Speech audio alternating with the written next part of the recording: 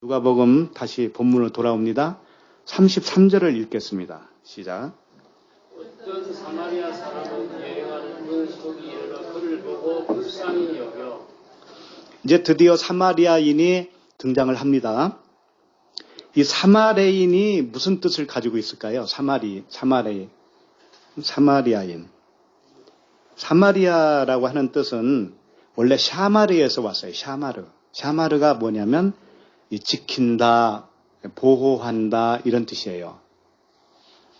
주님이 그랬죠. 너희가 계명을 지키면 나를 사랑한다 이렇게 표현했죠. 그 지킨다, 보호한다, 마음에 새긴다 이런 뜻입니다. 그러니까 사마리아인은 벌써 뭘 이야기하냐면은 율법의 완성이 이루어진 자를 의미하고 있어요. 율법을 다 지켜서 그 마음에 율법의 의미를 다 알았단 말이에요. 그런 상태를 사마리아인으로 표현하는 거예요. 그 다음에 여행하는 중 이렇게 되어 있죠.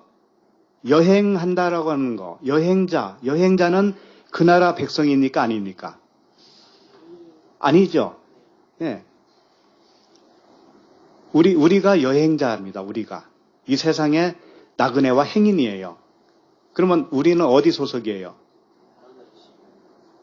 하나님 나라의 소속이죠. 하나님 나라 백성.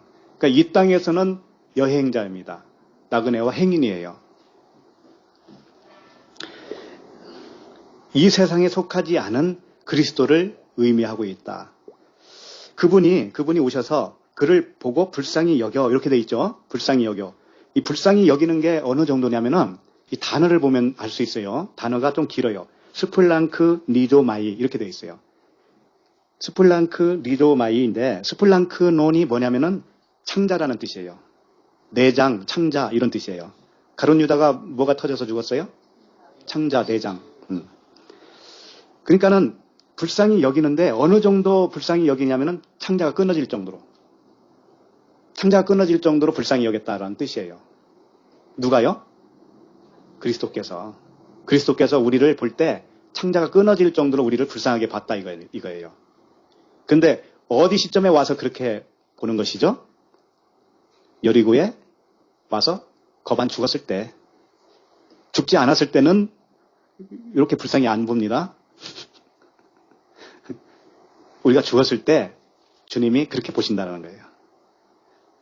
창자가 끊어질 정도로 동정심이 있다는 거죠.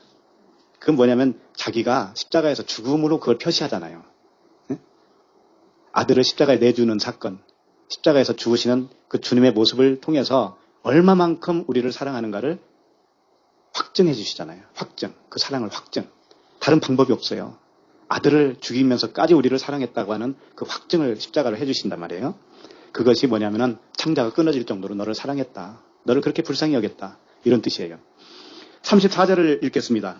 가까이 가서 기름과 포도주를 그 상처에 붓고 싸매고 자기 짐승에 태워 주막으로 데리고 가서 돌보아 주니라. 그 사마리아인은 예수 그리스도를 의미하죠. 그분이 가까이 갔다라는 거예요. 가까이. 아직 그와 연합은 아닙니다. 그거 아셔야 돼요. 내가 거반 죽었다고 해서 주님이 덥석 하나로 연합되어지는 건 아니다라는 거예요. 그래도 어느 단계가 절차가 있다 이거예요. 그것이 뭐냐? 가까이 가는 거예요. 가까이. 다르게 표현하면 에피 성령이라고 그러죠. N 성령이 아니고 에피 성령. 밖에서 우리를 치료하는 겁니다. 치료하는 거예요. 가까이 가서 뭘 해요? 기름과 포도주를 그 상처에 붓는다 그랬단 말이에요. 이 기름은 감람류를 의미합니다. 감람류. 감람류가 왜 감람류로 표현을 하냐면은 겟세마네 동산, 감람원이라고 그래요. 겟세마네 동산을 다른 말로 하면 감람원. 그것은 감람유를 짜는 곳이다 그런 뜻이에요. 겟세마네로 표현도 하지만 감람원으로도 표현하죠. 왜 둘로 표현하냐면 겟세마네라고 하는 것은 포도즙 틀이라고 하는 뜻이에요. 틀. 포도즙을 짜내는 틀이에요. 그게 겟세마네예요. 그 다음에 감람원은 뭐냐면은 감람유를 거기서 짠다. 그러니까 예수 그리스도의 죽음을 의미하죠. 죽어서 나오는 그 기름이 있다라는 거예요. 예수님이 거기서 겟세마네 동산에서 무릎을 꿇고 땀이 핏방울이 되도록 기도하셨잖아요. 그게 뭐냐면 그분의 죽음을 의미해요. 그래서 나온 것이 뭐냐면 감람유, 기름이다 이거 기름. 그럼 그 기름은 무엇을 의미할까요? 성령을 의미해요. 성령에. 그리스도 자신. 그래서 왕을 세운다든지 제사장, 선지자를 세울 때 기름을 바르잖아요. 기름을 붓잖아요. 그것이 성령 의미하고 있어요. 그것을 기름은 그리스도의 이 그리스도를 의미하고 그리스도의 이름을 의미해요. 이름. 흰 돌을 받은 자만 안다고 그러죠. 그 흰 돌에다가 이름을 썼어요. 이름을. 그리스도라고 하는 이름이 쓰여진 거예요. 그러니까 기름을 부었다고 하는 것은 네가 바로 그리스도야 라고 하는 이름을 부여받는 거예요. 주님이 우리에게 기름 부음을 부어주셨다라고 하는 것은 나도 그 기름, 그리스도라고 하는 이름을 받았다. 이런 뜻이란 말이에요. 그 기름을 부어줘요. 그 이름을, 그 직위를 부어주시는 거예요. 포도주는 뭘 의미할까요? 생명 자체를 의미하죠. 그리스도라고 하는 생명 자체, 생명을 의미해요. 생명을 부어주시는 거예요. 그 다음에 그 상처에 이렇게 되어 있죠. 그 상처는 트라우마라고 되어 있습니다. 트라우마 많이 쓰죠? 우리 마음에 상처받았어. 근데 그런 상처는 진짜 상처가 아니에요. 진짜 상처는 뭐냐면 아직 그리스도와 하나가 되어지지 않았을 때까지가 상처예요. 트라우마예요. 율법 아래에 있을 때. 그 상처에, 트라우마에 부어요. 붓는다고 하는 것도 에이케오라고 하는 단어이기 때문에 이것은 위에서 붓는 거예요. 위에서. 위의 것으로 붓는다 이거예요. 위의 차원의 말씀으로 붓는다 이런 뜻입니다. 전부 다 영의 말씀을 하고 있는 거예요. 사람의 교훈이 아니란 말이에요. 생명을 말하고 생명의 말씀. 그 말씀 자체로 붓고 싸메고가 뭘까요? 싸메고. 이것은 근데 아까 그 한 가지 빼먹었는데 거의 죽었다고 하는 표현이 있었죠. 거의 죽었다. 이것을 제가 설명을 좀 안 하고 간 것 같은데 몇 절이죠? 강도들이 그 옷을 벗기고 때려 거의 죽은 것을 버리고 갔더라. 이 부분을 안 하고 그냥 지나갔어요. 이 부분을 좀 할게요. 강도들이 그 옷을 벗겼다고 하는 것은 무슨 옷을 벗겼을까요? 그렇지. 율법의 옷, 육신의 생각. 육의 몸을 벗는 것. 이게 마음의 할례라고 그랬죠? 골로새서에 나오잖아요. 육의 몸을 벗긴 거예요. 나에게 의로운 것이 전혀 없었다라는 것을 고백해 만드는 거죠. 이게 마음의 할례예요. 그 다음에 그 옷을 벗겼다. 그 다음에 때려 그랬죠. 때렸다. 때렸다고 하는 의미가 뭐냐면 이 세금을 부과하다 이런 뜻이에요. 때렸다. 플레게, 에피티데미 이렇게 되어 있어요. 뭐냐면은 때렸다고 하는 것은 이 사람이 율법의 의로는 하나님께 나아갈 수 없다라는 것을 깨달아요. 그러면 내가 빚쟁이가 됐어요? 안 됐어요? 절대 나는 할 수 없다라는 것을 알았으니 빚진 자가 됐죠. 그래서 세금을 부과받은 거예요. 내가. 무거운 세금을 부과받은 거예요. 이게 때렸다고 하는 의미하고요. 내가 죄인이구나. 죄가 해결되려면 어떻게 돼요? 누군가가 그 죄값을 치러줘야 되잖아요. 그러니까 죄값을 아직 못 받은 상태. 세금을 부과받은 상태예요. 갑자기 세무서에서 10억 세금 내라고 날라오면 어떻게 될까요? 아닌 밤중에 홍두 깨죠. 이런 상태가 뭐냐면 때렸다. 10억 내놔. 이렇게 부과를 했다 이거예요. 이게 때린 거예요. 그 다음에 거의 죽은 것을 그렇게 돼 있죠. 거의 죽었다. 이게 헤미다네스라고 하는 단어인데 헤미가 뭐냐면 절반이라는 뜻이에요. 절반. 그러니까 거반 죽었다라고 표현하는 게 참 좋아요. 거반 죽었다라고 하는 것은 뭐냐면 반으로 죽었다 이거예요. 반으로 죽었다고 하는 의미가 뭐냐면 내가 반쪽이구나라고 하는 거예요. 한쪽이 되어야 온전한 것인데 내가 반쪽짜리구나. 그럼 반쪽이 더 필요해야 되잖아요. 그게 누구예요? 그리스도잖아요. 예수 그리스도. 그분이 나에게 없구나라고 하는 것을 깨닫는 순간 내가 죽은 거예요. 절반밖에 안 되는구나. 나는. 그거죠. 그러니까 신랑과 신부로 말했을 때 나는 신부구나. 내 안에 신랑이 오셔야 되는구나. 이 상태를 인식한 것이 뭐냐면 거반 죽은 거란 말이에요. 그 상태. 헤미 드네스코예요. 드네스코가 죽다. 그러니까 헤미 다네스 이렇게 표현되어 있는 거예요. 거의 죽었다. 절반으로 죽었다. 이런 뜻입니다. 하나가 되어야 사는 거예요. 하나가 되어야. 그러니까 다 결혼으로 그걸 표현하고 있잖아요. 신랑과 신부. 한 몸을 이뤄야 그게 온전한 삶이란 말이에요. 근데 반쪽이니까 나는 죽은 상태구나. 이런 거죠. 자, 여기까지 보고, 아까 몇 절 하다가 34절. 네, 싸메고. 싸메고가 뭐냐면은 이 절반씩 싸매는 걸 의미하고 있어요. 그러니까 지금 내가 거반 죽었잖아요. 절반밖에 안 되는구나 라고 죽었다라고 인식하고 있잖아요. 이 상태에서 싸맸다고 하는 건 뭐냐면 절반을 또 갖다가 붙여서 연합을 시키고 있다 이거죠. 그러니까 예수 그리스도라고 하는 그 절반을 갖다가 거반 죽은 자에게 하나로 묶어주는 것을 싸매고 있다. 이렇게 표현하고 있는 거죠. 네? 이해가 되죠? 우리도 그런 거예요. 우리가 그 상처가 싸매임을 받는다라고 하는 의미는 그 하나님의 사랑이 나에게 와서 나와 하나가 되어질 때 이게 싸매는 거예요. 그 다음에 자기 짐승에 태워 그랬는데 이 짐승이라고 표현을 하고 있습니다. 자기 짐승. 자기 짐승이 뭘까요? 이게 예수 그리스도 자신을 의미해요. 이 짐승이라는 것을 계시록에 보면은 똑같은 단어인데 크테노스라고 하는 단어인데 이걸 소라고도 번역을 해놨어요. 소. 하나님 자신을 의미하고 있는 거예요. 자기 짐승에게 태웠다는 것은 예수 그리스도의 어깨에다가 딱 태운 것과 같아요. 한 마리, 100마리 양 중에서 한 마리 잃은 양 있죠? 잃은 양을 찾아가지고 어디다가 매든가요? 자기 어깨에다 매죠. 어깨에다 매고 데리고 와서 잔치를 벌이죠. 바로 그것과도 똑같은 거예요. 자기 짐승에 태웠다는 것은 예수 그리스도의 어깨에다가 딱 맨 거예요. 그러면 왜 그렇게 표현을 할까? 왜 그러냐면 우리가 수고하고 무거운 짐을 어디다 지고 있었죠? 어깨에다 지고 있었죠. 어깨. 그 어깨에다 진 그 짐을 내려놔야 돼요. 수고하고 무거운 짐자들 다 내게로 오라. 그러잖아요. 그 어깨를 예수 그리스도를 어깨로 표현하는 거예요. 자기 짐승에 태워서 주막이라고 있죠.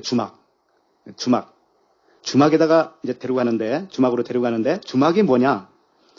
판토케이온이라고 하는 단어인데 주막도 어떤 의미를 가지고 있냐면은 모든 것이 받아들여진 그런 집을 말하고 있어요. 주막을. 그런 의미를 여기다가 담아놨어요. 주막은 무엇이냐? 모든 것이 받아들여지는 사람들이 가는 곳. 모든 것이 받아들여졌다는 의미가 뭘까요? 모든 것이 받아들여졌다는 것은 율법 아래에서 이제 완전히 죽고 그리스도의 사랑으로만 받아들여진 그런 상태. 내가 육신 생각이 죽어야 받아들여지잖아요.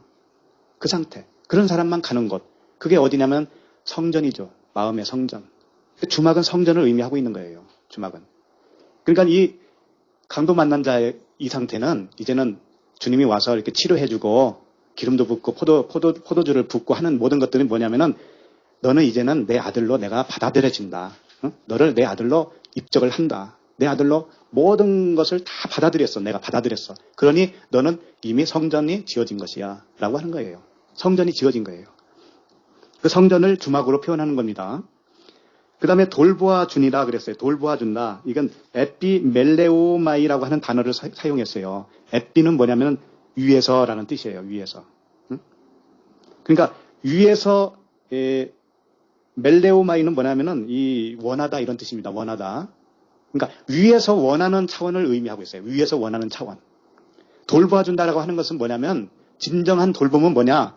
위에서 원하는 차원으로 돌보아주는 것이 진짜 돌봐주는 것이다. 그런 겁니다. 어려운 사람 도와줘야 되잖아요. 이것은 모형이라고요. 모형. 응? 밥 굽는 사람 보면 도와줘야 되잖아요. 밥을 사드려야죠. 그거 하지 말라는 뜻이 아니잖아요. 우리는 그런 거 잘 해야 됩니다. 그런 것도 잘 살펴야 돼요. 어려운 자가 있는가 살펴야 됩니다. 그런데 진짜 돌봐주는 것은 무엇이냐? 위의 차원, 위에서 원하는 것이 있다는 말이에요. 그것으로 돌봐주는 것이 진짜 돌봐주는 거예요. 진짜 돌봐주는 것. 그 영이 살아나게 하는 것. 그거죠. 은혜와 진리의 말씀으로 도와주는 것. 이게 진정한 돌봄이죠. 자, 우리 35절을 좀 읽겠습니다. 시작. 그 이튿날 그가 주막 주인에게 데나리온 표를 내어주며 이르되 그 사람을 돌보아주라. 용이 들어들면 내가 돌아올 때에 갚으리라 하였으니. 네. 그 사마리아인이 주막으로 데려가더니 주막 주인에게 데나리온 2를 줬습니다. 자, 그 이튿날 그랬다고 그랬어요. 그 이튿날. 그 이튿날은 무엇일까요? 무엇을 의미할까요? 그 이튿날. 예루살렘에서 여리고로 가서 강도를 만난 그 사람을 치료해줬다는 건 뭐냐면은 마치 홍해에서, 애굽에서 홍해를 건너서 광야에 딱 도착해가지고 새로 태어난 것을 의미하고 있어요. 새로 태어났다. 그러면 이게 물세례에 해당되는 거겠죠? 예, 물세례. 그 다음에는 이제 불세례가 이제 기다리고 있어요. 그러니까 그 다음날 할 때는 이제부터는 불세례다 이거예요. 응? 우리는 처음에 태어나요. 그 율법 아래에서 벗어나는 것 자체가 물세례의 차원이에요. 태어나는 거예요. 그때 태어나는 겁니다. 그리고 나서 이제는 이튿날이 필요하다. 이튿날. 두 번째, 불세례. 그래서 그가 주막 주인에게 그랬는데 주막 주인은 무엇에 해당될까요? 주막 주인은. 예수님이 뭐라고 하냐면은 데나리온 2를 주면서 내가 돌아온다고 그러잖아요. 돌아올 때에 더 많이 들은 그 비용을 갚겠다고 그러잖아요. 돌아올 때. 그렇죠? 그러면 돌아올 때 갚는다고 했을 때는 무엇으로 돌아올까요? 예수 그리스도께서. 예? 성령으로 오시겠죠. 내가 가는 것이 너에게 유익이다 그랬잖아요. 그 진리의 성령이 오시면 그가 너희를 모든 진리 가운데로 인도하시리니 이렇게 말씀하셨죠. 그러니까 돌아올 때는 그분이 십자가에서 죽으시고 그 다음에 성령으로 오시는 겁니다. 진리의 성령으로. 그래서 진리 가운데로 인도하는 것이 뭐냐면 불세례예요. 불세례. 그러면 그 성령께서 우리에게 오시기까지는 주막 주인이 돌본다라는 의미죠. 그럼 주막 주인은 무엇일까요? 이것도 역시 복음의 말씀이죠. 은혜와 진리의 말씀이죠. 말씀이 돌보잖아요. 우리들을. 그렇죠? 말씀이 우리들을 계속 섬기는데 어느 순간에 성령께서 우리와 하나가 되어져요. 연합이 되어져요. 언제 그렇게 되는지 잘 모를 수도 있습니다. 근데 어느 날 보니까 내가 그분과 하나예요. 하나. 그래서 내가 말하는 것이 다 그분이 말하는 것이 되어져요. 그때까지는 주막 주인이 누구겠어요? 주막이 성전이라고 그랬잖아요. 성전. 성전의 주인은 하나님이시지 뭐겠어요? 말씀이지. 말씀이 돌보는 겁니다. 계속 돌봐줘요. 그렇게 했는데 여기에 그 주막 주인에게 무엇을 줬어요? 데나리온 2를 줬잖아요. 이게 예수 그리스도예요. 예수는 그리스도다라고 하는 은혜와 진리의 말씀을 준 거예요. 그러니까 그 둘로 계속 돌보아줬다라는 의미잖아요. 결국은 말씀이죠. 말씀으로. 은혜와 진리 되는 말씀으로 계속 돌봐주는 겁니다. 그러다가 진리의 성령께서 그 사람과 하나가 되어질 때, 연합이 되어질 때, 이걸 소위 말해서 재림이 아닙니까? 재림. 그때까지 그 말씀이 우리를 섬겨주는 겁니다. 네. 데나리온 2를 내어주며 이르되 이 사람을 돌보아 주라. 비용이 더 들면 내가 돌아올 때에 갚으리라 하였으니 내가 돌아올 때 성령으로 네 안에 하나가 되어질 때, 하나로 되어질 때, 그때는 완성이야. 그런 말씀이죠. 자, 36절을 읽겠습니다. 시작. 내 생각에는 이 세 사람 중에 누가 강도 만난 자의 이웃이 되겠느냐. 네. 이제 결론에 도달했습니다. 내 생각에는 이 세 사람 중에 누가 강도 만난 자의 이웃이 되겠느냐. 내 이웃을 내 몸과 같이 사랑하라고 했으니 그 이웃이 누군지 분명히 알아야 되지 않니? 그런 것이죠. 그 다음에 37절을 읽겠습니다. 이르되 자비를 베푼 자니이다. 예수께서 이르시되 가서 너도 이와 같이 하라 하시니라. 네. 자, 여기서 조금 우리가 생각해 볼 문제가 있어요. 이제 그 이웃이 누군지는 알죠. 사마리아인은 누구냐면 예수 그리스도예요. 예. 근데 너도 이와 같이 하라고 그랬단 말이에요. 그럼 어떻게 하는 것을 말씀할까요? 가서 너도 이와 같이 하라. 이와 같이 하라. 그러면 1번 사마리아인처럼 가서 강도 만난 자들 만나면 도와주라? 이런 말씀일까요? 아니면 2번 네가 강도 만난 자니까 예루살렘에서 여리고로 내려가. 그래서 강도를 만나라. 이런 뜻일까요? 2번이죠. 그거예요. 몽땅 털려라. 요겁니다. 이와 같이 하라고 하는 것은. 그래야 네 이웃, 그 이웃 되시는 예수 그리스도께서 성령으로 너에게 오셔서 너와 하나가 되어져. 하나가 되어지면 사랑하는 거예요. 그것이. 우리는 사랑할 수 없기 때문에 우리가 사랑한다고 하는 것은 뭐냐면 내가 사랑할 수 없다라는 것을 인정했을 때 사랑하는 거예요. 그것이. 신기하죠? 할 수 없다라는 것을 깨달을 때 그것이 사랑인 거예요. 그것이. 이와 같이 하라. 그러니까 마음을 다하며 목숨을 다하며 힘을 다하며 뜻을 다하여 하나님을 사랑한다는 것은 무엇이냐? 내 이웃을 내 몸과 같이 사랑하는 것이다. 이것과 똑같은 거예요. 똑같은 것인데 그 내 이웃, 너의 이웃 되시는 예수 그리스도를 사랑하는 것은 무엇이냐? 네가 여리고로 가서 다 털려야 털려야 그분이 너에게 와서 너와 하나가 되어줄 거야. 그것이 사랑이란다. 그 사랑을 받아들이는 것이 우리는 그분을 사랑하는 거예요. 그분을 받아들이는 거예요. 이렇게 우리 모두가 그 예루살렘에서 여리고로 내려간 것 같이, 강도 만난 자와 같이 우리도 똑같이 그 길로 내려가서 거반 죽는 겁니다. 절반으로 죽는 겁니다. 나는 절반밖에 안 되는구나. 절반 되시는 그리스도, 그 신랑이 나와 하나가 되어져야 온전한 하나가 되는구나. 그 하나는 사랑이구나. 그러니까 내가 사랑하는 게 아니고 사랑이신 그분이 오면 사랑이 이루어지는 것이구나. 그래서 그분만을 기다리는 것이고, 그분이 함께 하셨다면 내 의지로 살려고 하지 마시고 그분이 인도하시는 대로 따라가는 것이구나. 이걸 깨닫게 되는 것이죠. 그래서 진리 안에서 자유한 삶을 살게 되는 것입니다. 이 모든 은혜가 임하기를 바랍니다. 기도하겠습니다. 자비로우신 하나님 아버지, 우리는 하나님을 사랑할 수 있는 능력이 없음을 고백합니다. 우리가 하나님을 사랑한 것이 아니라 아버지께서 우리를 사랑하여 주셨음을 깨닫습니다. 우리의 율법적인 육신의 마음과 목숨과 힘과 뜻이 부인되어지게 하여 주시옵소서. 우리의 진정한 이웃 되시는 그리스도와 하나로 연합되어서 그리스도의 사랑으로 천국을 살아가게 하여 주시옵소서. 예수 그리스도의 이름으로 기도드립니다. 아멘.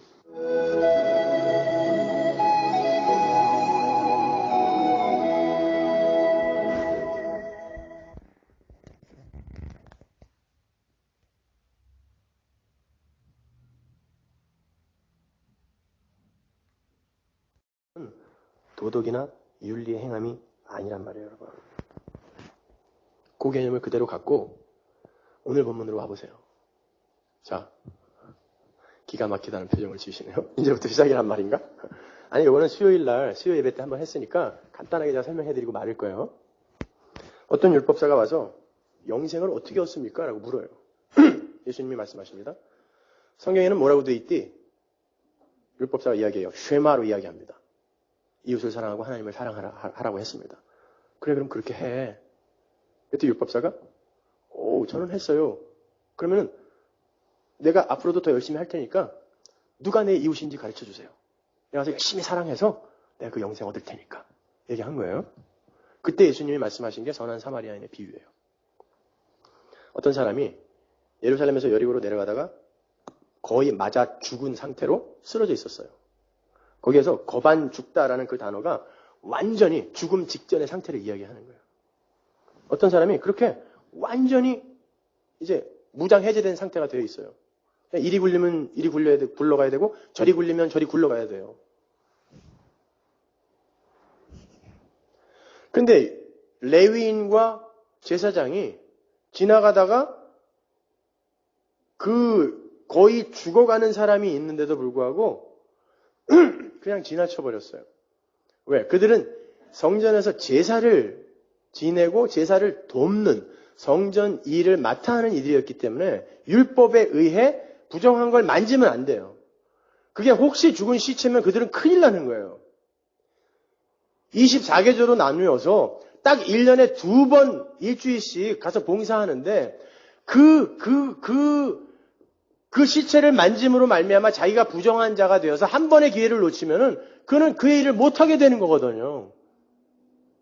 그러니까 안 만지는 게 당연한 거예요. 율법을 지키겠다고 안 만진 거예요. 근데 율법의 본질은 뭐다? 하나님 사랑과 이웃 사랑. 그러니까 그들이 율법을 지켰다는 거예요? 안 지켰다는 거예요? 안 지켰다라는 거예요. 겉만 번드르르하게 지키는 척했다라는 것입니다. 지난주에 말씀드린 것처럼 아빠 싫어, 엄마 싫어 해서 아빠 싫어요로만 바뀐 거예요. 본질은 그대로 갖고 있는데 형식만 바꿔놓은 거죠. 그때 사마리아인이 지나가요. 유대 땅에 사마리아인이 들어올 수도 없지만 진짜 이방인이요 나그네예요, 사마리아인은.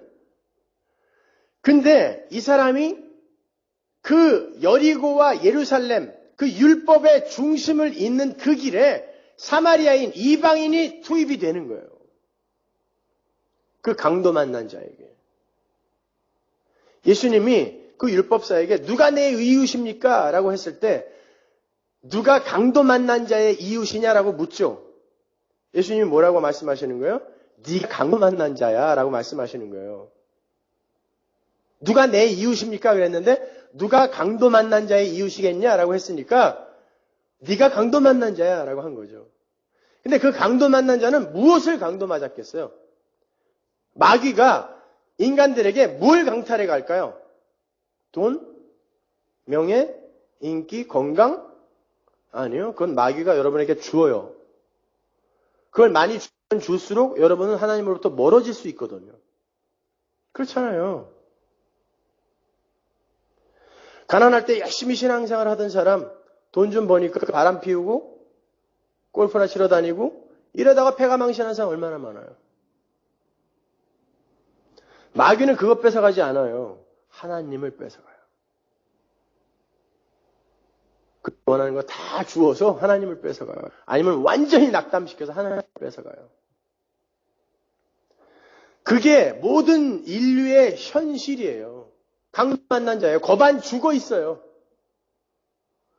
그때 이방인이요 나그네로 우리에게 오는 이 세상의 힘의 원리로 사는 우리와는 완전히 다른 원리를 갖고 사시는 사마리아인 이방인이 내려오셔서 죽을 각오를 하고 그가 사마리아인이라는 게 그 자리에서 발각되면 그는 그 자리에서 죽어요. 사마리아인이 유대 땅에 못 들어와요. 죽을 각오를 하고 죽으러 내려와서 강도 만난 자를 사랑해 주는 거예요. 그게 영생이란 말입니다. 가서 너도 이와 같이 하라라는 건 너도 가서 그 선한 사마리아인에게 사랑을 받아라라는 뜻이에요. 돌아다니면서 강도 만난 자들 도와줘라가 아니라니까요. 우리는 사랑 못하는 존재다라는 걸 전제하고 말씀하시는 거예요. 내가 뭘 할까요? 이웃을 사랑하고 하나님을 사랑해. 다 했는데요? 더 해볼게요. 내 이웃이 누구예요? 너는 사랑 못해. 사랑 받아야 할 존재야. 그 사랑을 받아야 비로소 사랑이라는 걸 내어놓을 수 있는 존재가 바로 너란다. 근데 너 그 예수의 사랑이라는 거 아니? 아는데 어떻게 나에게 와서 그걸 묻니? 내가 사랑의 뿌리인데. 내가 사랑의 근원인데 왜 나를 못 알아봐? 이야기하는 것입니다. 결국 율법사들은 자기들을 위해 열심히 율법을 지킨 거예요. 가짜 노마드가 된 거죠. 가짜 노마디즘을 추구하는 거예요. 또 다른 재영토화를 위해 그냥 꾸준히 탈주의 궤적을 만들어낸 것뿐이에요. 그게 이 세상의 역사예요. 똥덩어리 같은 이 세상의 역사.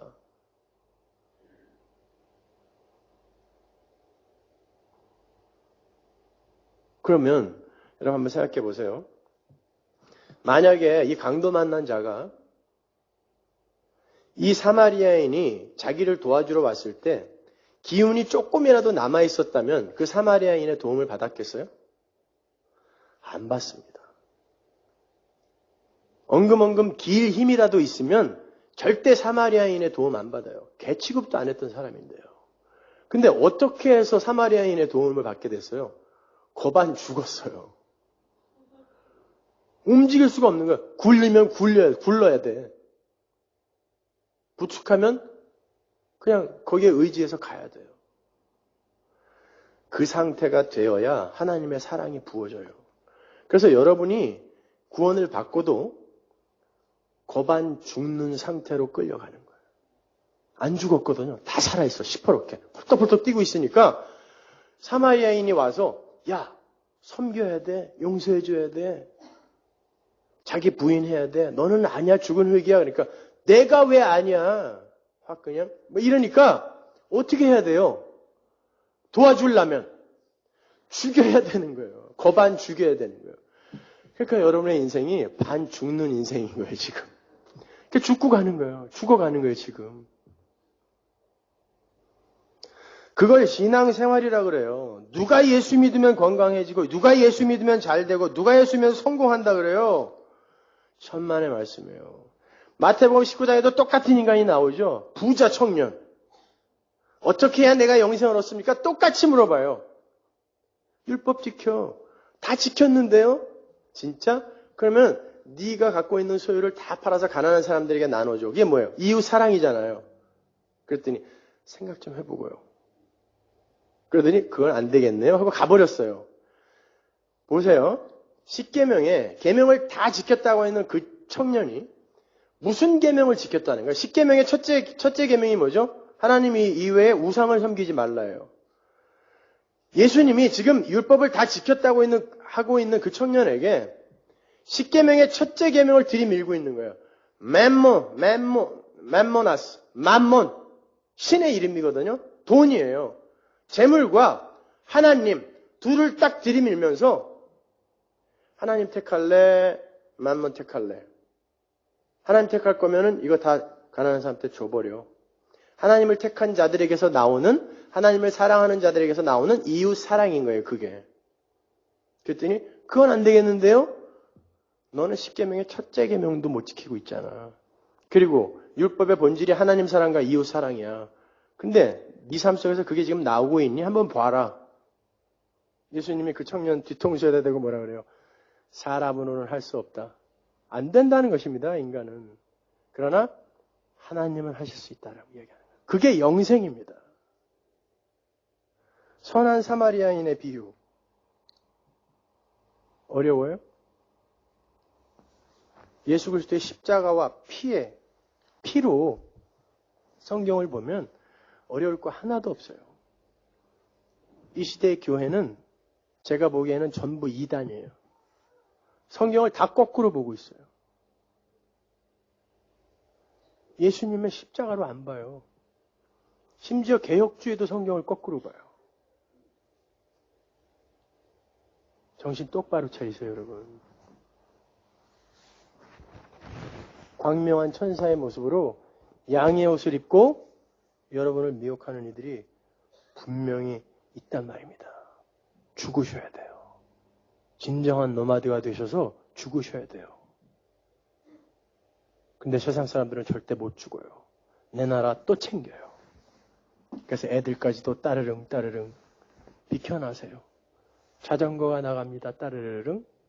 저기 가는 저 노인, 꼬부랑 노인, 우물쭈물 하다가는 큰일 납니다. 라고 노래하고 다니는 거죠. 내 앞을 가로막으면 노인네고 뭐고 다 죽여버리겠다는 것입니다. 비켜! 그 노래 부를 정도면 서너 살밖에 안 되는 거예요. 그죠? 그러면 노인네가 지나가면 서야지, 지가. 비켜가든가, 따르릉 비켜나세요가 뭐예요? 이게 인간이에요. 가짜 노마드들. 귀여운 척, 예쁜 척, 순진한 척 하는데, 노인네 안 비켜? 죽일 거야. 나이고 뭐고 필요 없다는 것입니다. 죽으셔야 되는 거예요. 그 방향과 정반대로 행해 가야 하는 것이 바로 노마드, 하나님의 노마드인 성도의 올바른 노마디즘인 것입니다. 자, 누가 우리의 이웃입니까? 라고 묻는 그 바리새인 서기관들에게 들려주시는 말씀이에요. 예수께서 대답하여 이르시되 어떤 사람이 예루살렘에서 여리고로 내려가다가 강도를 만나매 강도들이 그 옷을 벗기고 때려 거의 죽은 것을 버리고 갔더라. 마침 한 제사장이 그 길로 내려가다가 그를 보고 피하여 지나가고 또 이와 같이 한 레인도 그곳에 이르러 그를 보고 피하여 지나가되 어떤 사마리아인은 여행하는 중 거기 이르러 그를 보고 불쌍히 여겨 가까이 가서 기름과 포도주를 그 상처에 붓고 싸매고 자기 짐승에 태워 주막으로 데리가서 돌보아 주니라. 그 이튿날 그가 주막 주인에게 데나리온 둘을 내어주며 이르되 이 사람을 돌보아 주라. 비용이 더 들면 내가 돌아올 때 갚으리라 하였으니 내 생각에는 이 세 사람 중에 누가 강도 만난 자의 이웃이겠느냐. 지금 말씀 속에 답이 있죠. 누가 이웃이겠느냐, 누가 좋은 이웃이겠느냐라고 하는 거죠. 그럼 이제 그러니까 불우한 환경에 처한 이웃을 우리가 선한 사마리아 사람이 되어서 잘 도와주라는 뜻으로 우리는 이 구절을 보면 1차적으로 그렇게 이해하게 돼 있죠. 그래서 뭐 선한 사마리아인이라는 이름을 단 단체도 많아요. 그렇지만 예수님의 이 비유 말씀은 그런 뜻으로 하신 말씀이 아니에요. 성경에는 원칙이 있다고 했잖아요. 우리의 행위는 무가치하다. 우리는 하나님의 어떤 그런 그 창조 사역에 보탬이 되는 그런 존재가 절대로 아니다라는 거예요. 우리의 행위에 가치가 없음을 그 원칙으로 붙잡으셔야 돼요. 이걸 바르게 붙잡지 않으면 우리는 금방 우리가 뭔가를 해야 되지 않느냐, 선한 사마리아인이 되어야 하지 않느냐로 간단 말이에요. 그 원칙이 분명히 잡히셔야 되는 거예요. 성경에서 하나님은 우리에게 뭔가를 하라고 촉구하지 않으신단 말이죠. 자, 우리의 불가능을 항상 확인시켜 주세요, 하나님은. 그러면서 뭡니까? 하나님의 은혜와 긍휼을 깨닫게 하는 방향으로 우리를 가르쳐 주시고 인도하시는 거죠. 그럼 해석을 달리 해야 되는 거죠.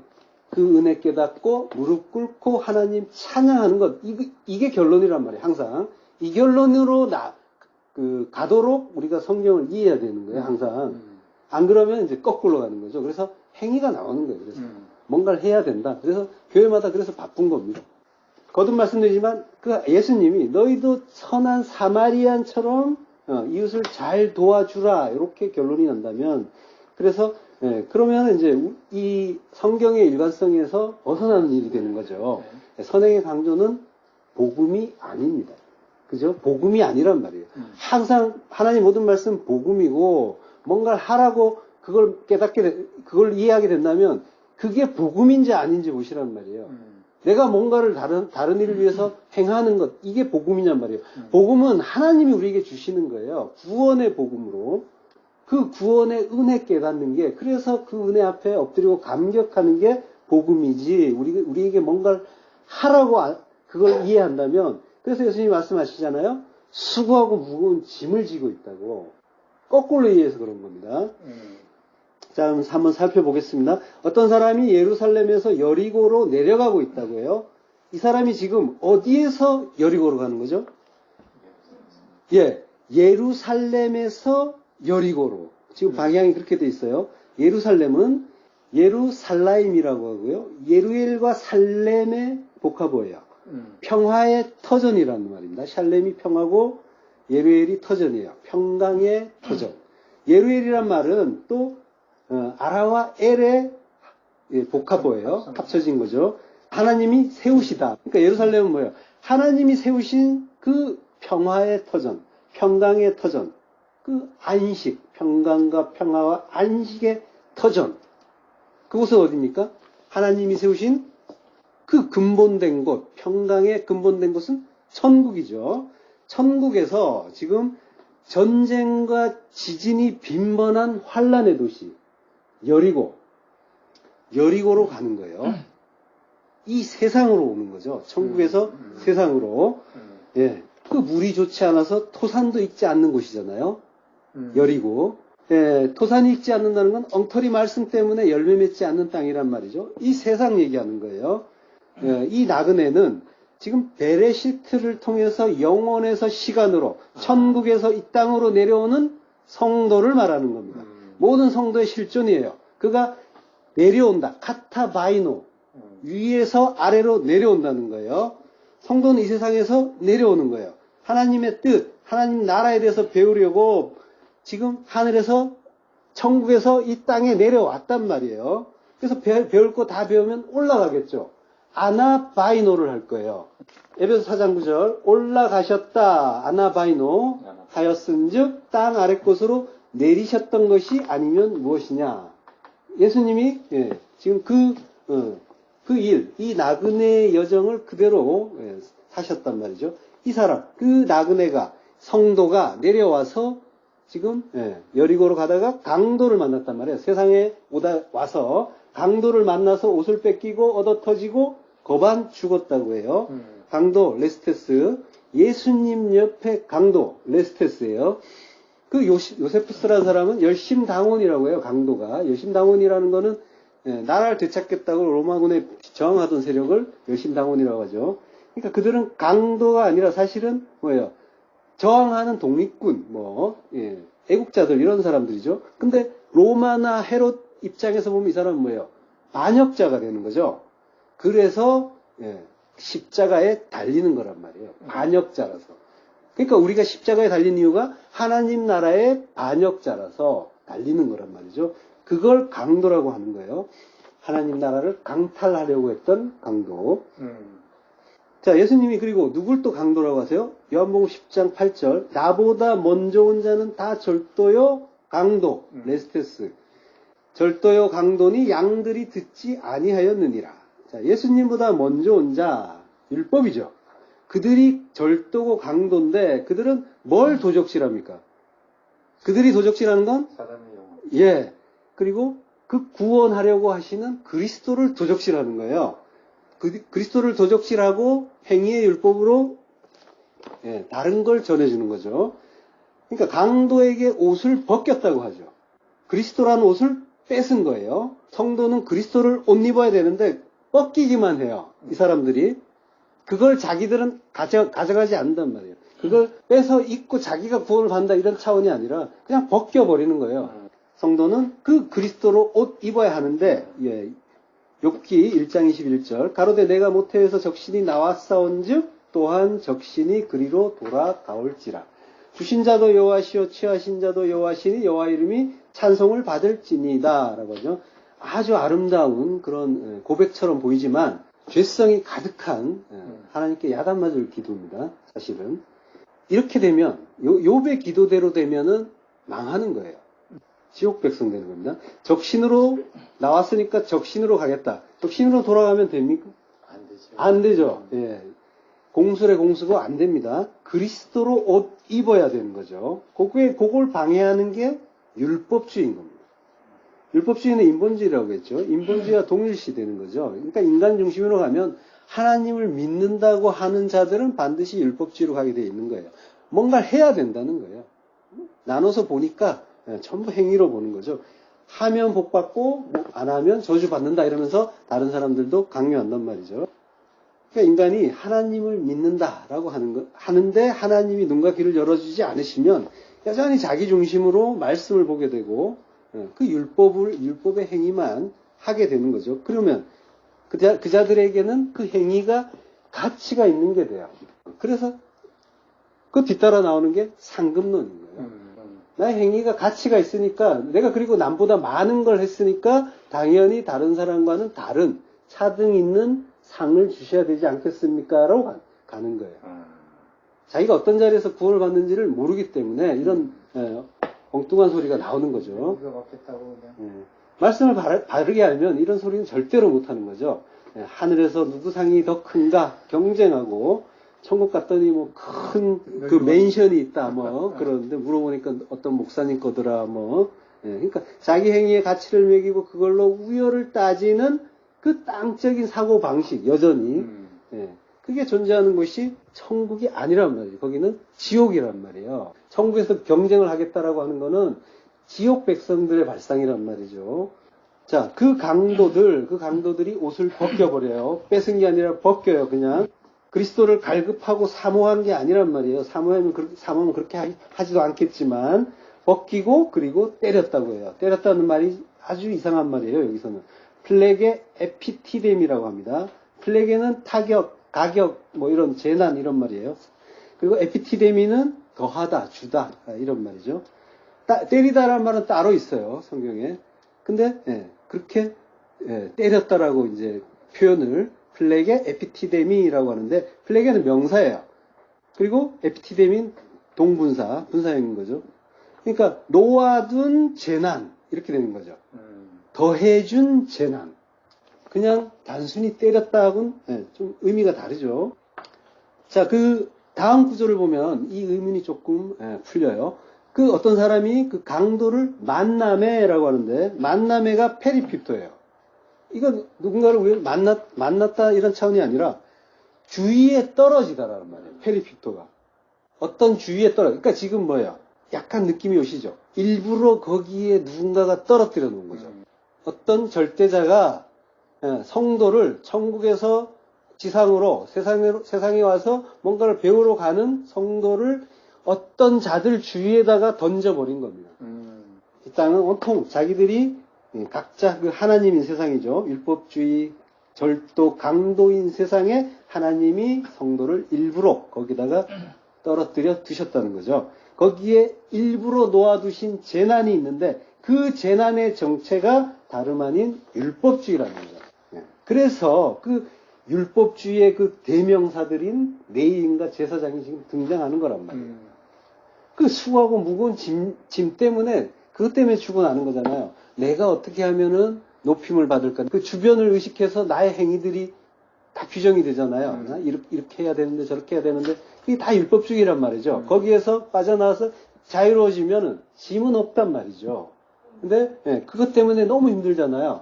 다른 사람이 보는 나, 내가 기대하는 나, 내 기대에 못 미치는 나, 나는 이런 존재가 되어서는 안 되는데 라고 하면서 괴로워한단 말이에요.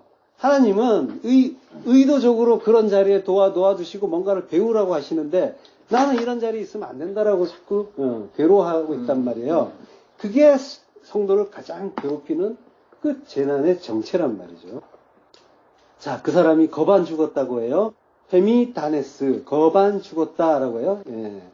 헤미는 이제 반, 하프, 그리고 다네스는 이제 드네스코, 그 다나토스의 명사형이에요. 다나토스의 그 죽음, 자기 부인의 죽음의 그 동사형이 드네스코죠. 그러니까 자기 부인의 죽음, 완전히 죽지는 않았는데 죽었다는 의미죠. 지금. 예. 그러니까 레위인 제사장은 어떻게 해요? 그를 지나쳐가죠. 율법은 생명을 살릴 수 없기 때문에 그냥 지나갈 수밖에 없는 거예요. 당연한 거죠. 그들은 그 사람을 도울 수도 없거니와 사실은 그들이 그렇게 만든 거예요. 그 강도란 말이죠.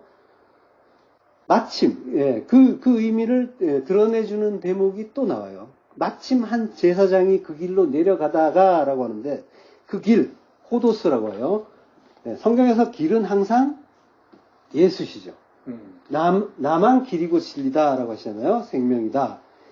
그 유일하신 길인 예수라는 길, 생명의 길을 얘기하는 거예요. 그 길로 제사장도 하나님 믿겠다고, 예수 믿겠다고 나섰는데 근데 그도 그 길로 카타바이노하고 내려가다가 그 사람을 보더니까 어떻게 해요? 피해서 지나갔다고 하죠.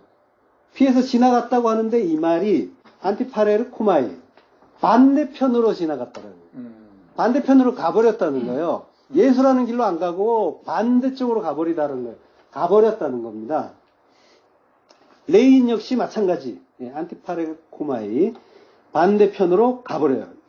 제사장 레위인, 그 율법주의자는 생명의 길의 반대편으로 가게 돼 있는 거죠. 그때 어떤 사마리아인이 지나다가 강도 만난 자를 봐요. 그리고 불쌍하게 여겨요. 스플랑크니조마이라고 하는데 불쌍히 여기다, 동정하다인데 이거는 거의 다 예수님이 우리를 향해서 보시던 그런 불쌍히 여김이고 동정이란 말이에요. 스플랑크조마이가 항상 거기에 썼단 말이에요. 비유할 때도 몇 번 나왔지만 그건 전부 하나님의 긍휼하심 그런 시선, 뭐 탕자가 돌아올 때라든가 이럴 때 다 하나님의 그 예수님의 그런 긍휼하신 그런 시선이란 말이에요. 1만 달란트 탕감해주는 그 주인의 시선에서도 나와요. 그러니까 똑같죠, 다. 하나님, 예수님의 그 자기 백성을 불쌍하게 여기시는 그 마음이 담긴 시선이에요. 구원의 시선인 거죠. 자, 여기 그 사마리인 이야기에서도 마찬가지예요.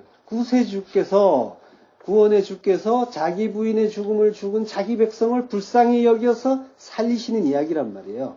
무엇으로 치료합니까? 기름과 포도주, 성령과 피. 그 사람이 다친 사람을 데리고 주막으로 갔다고 해요.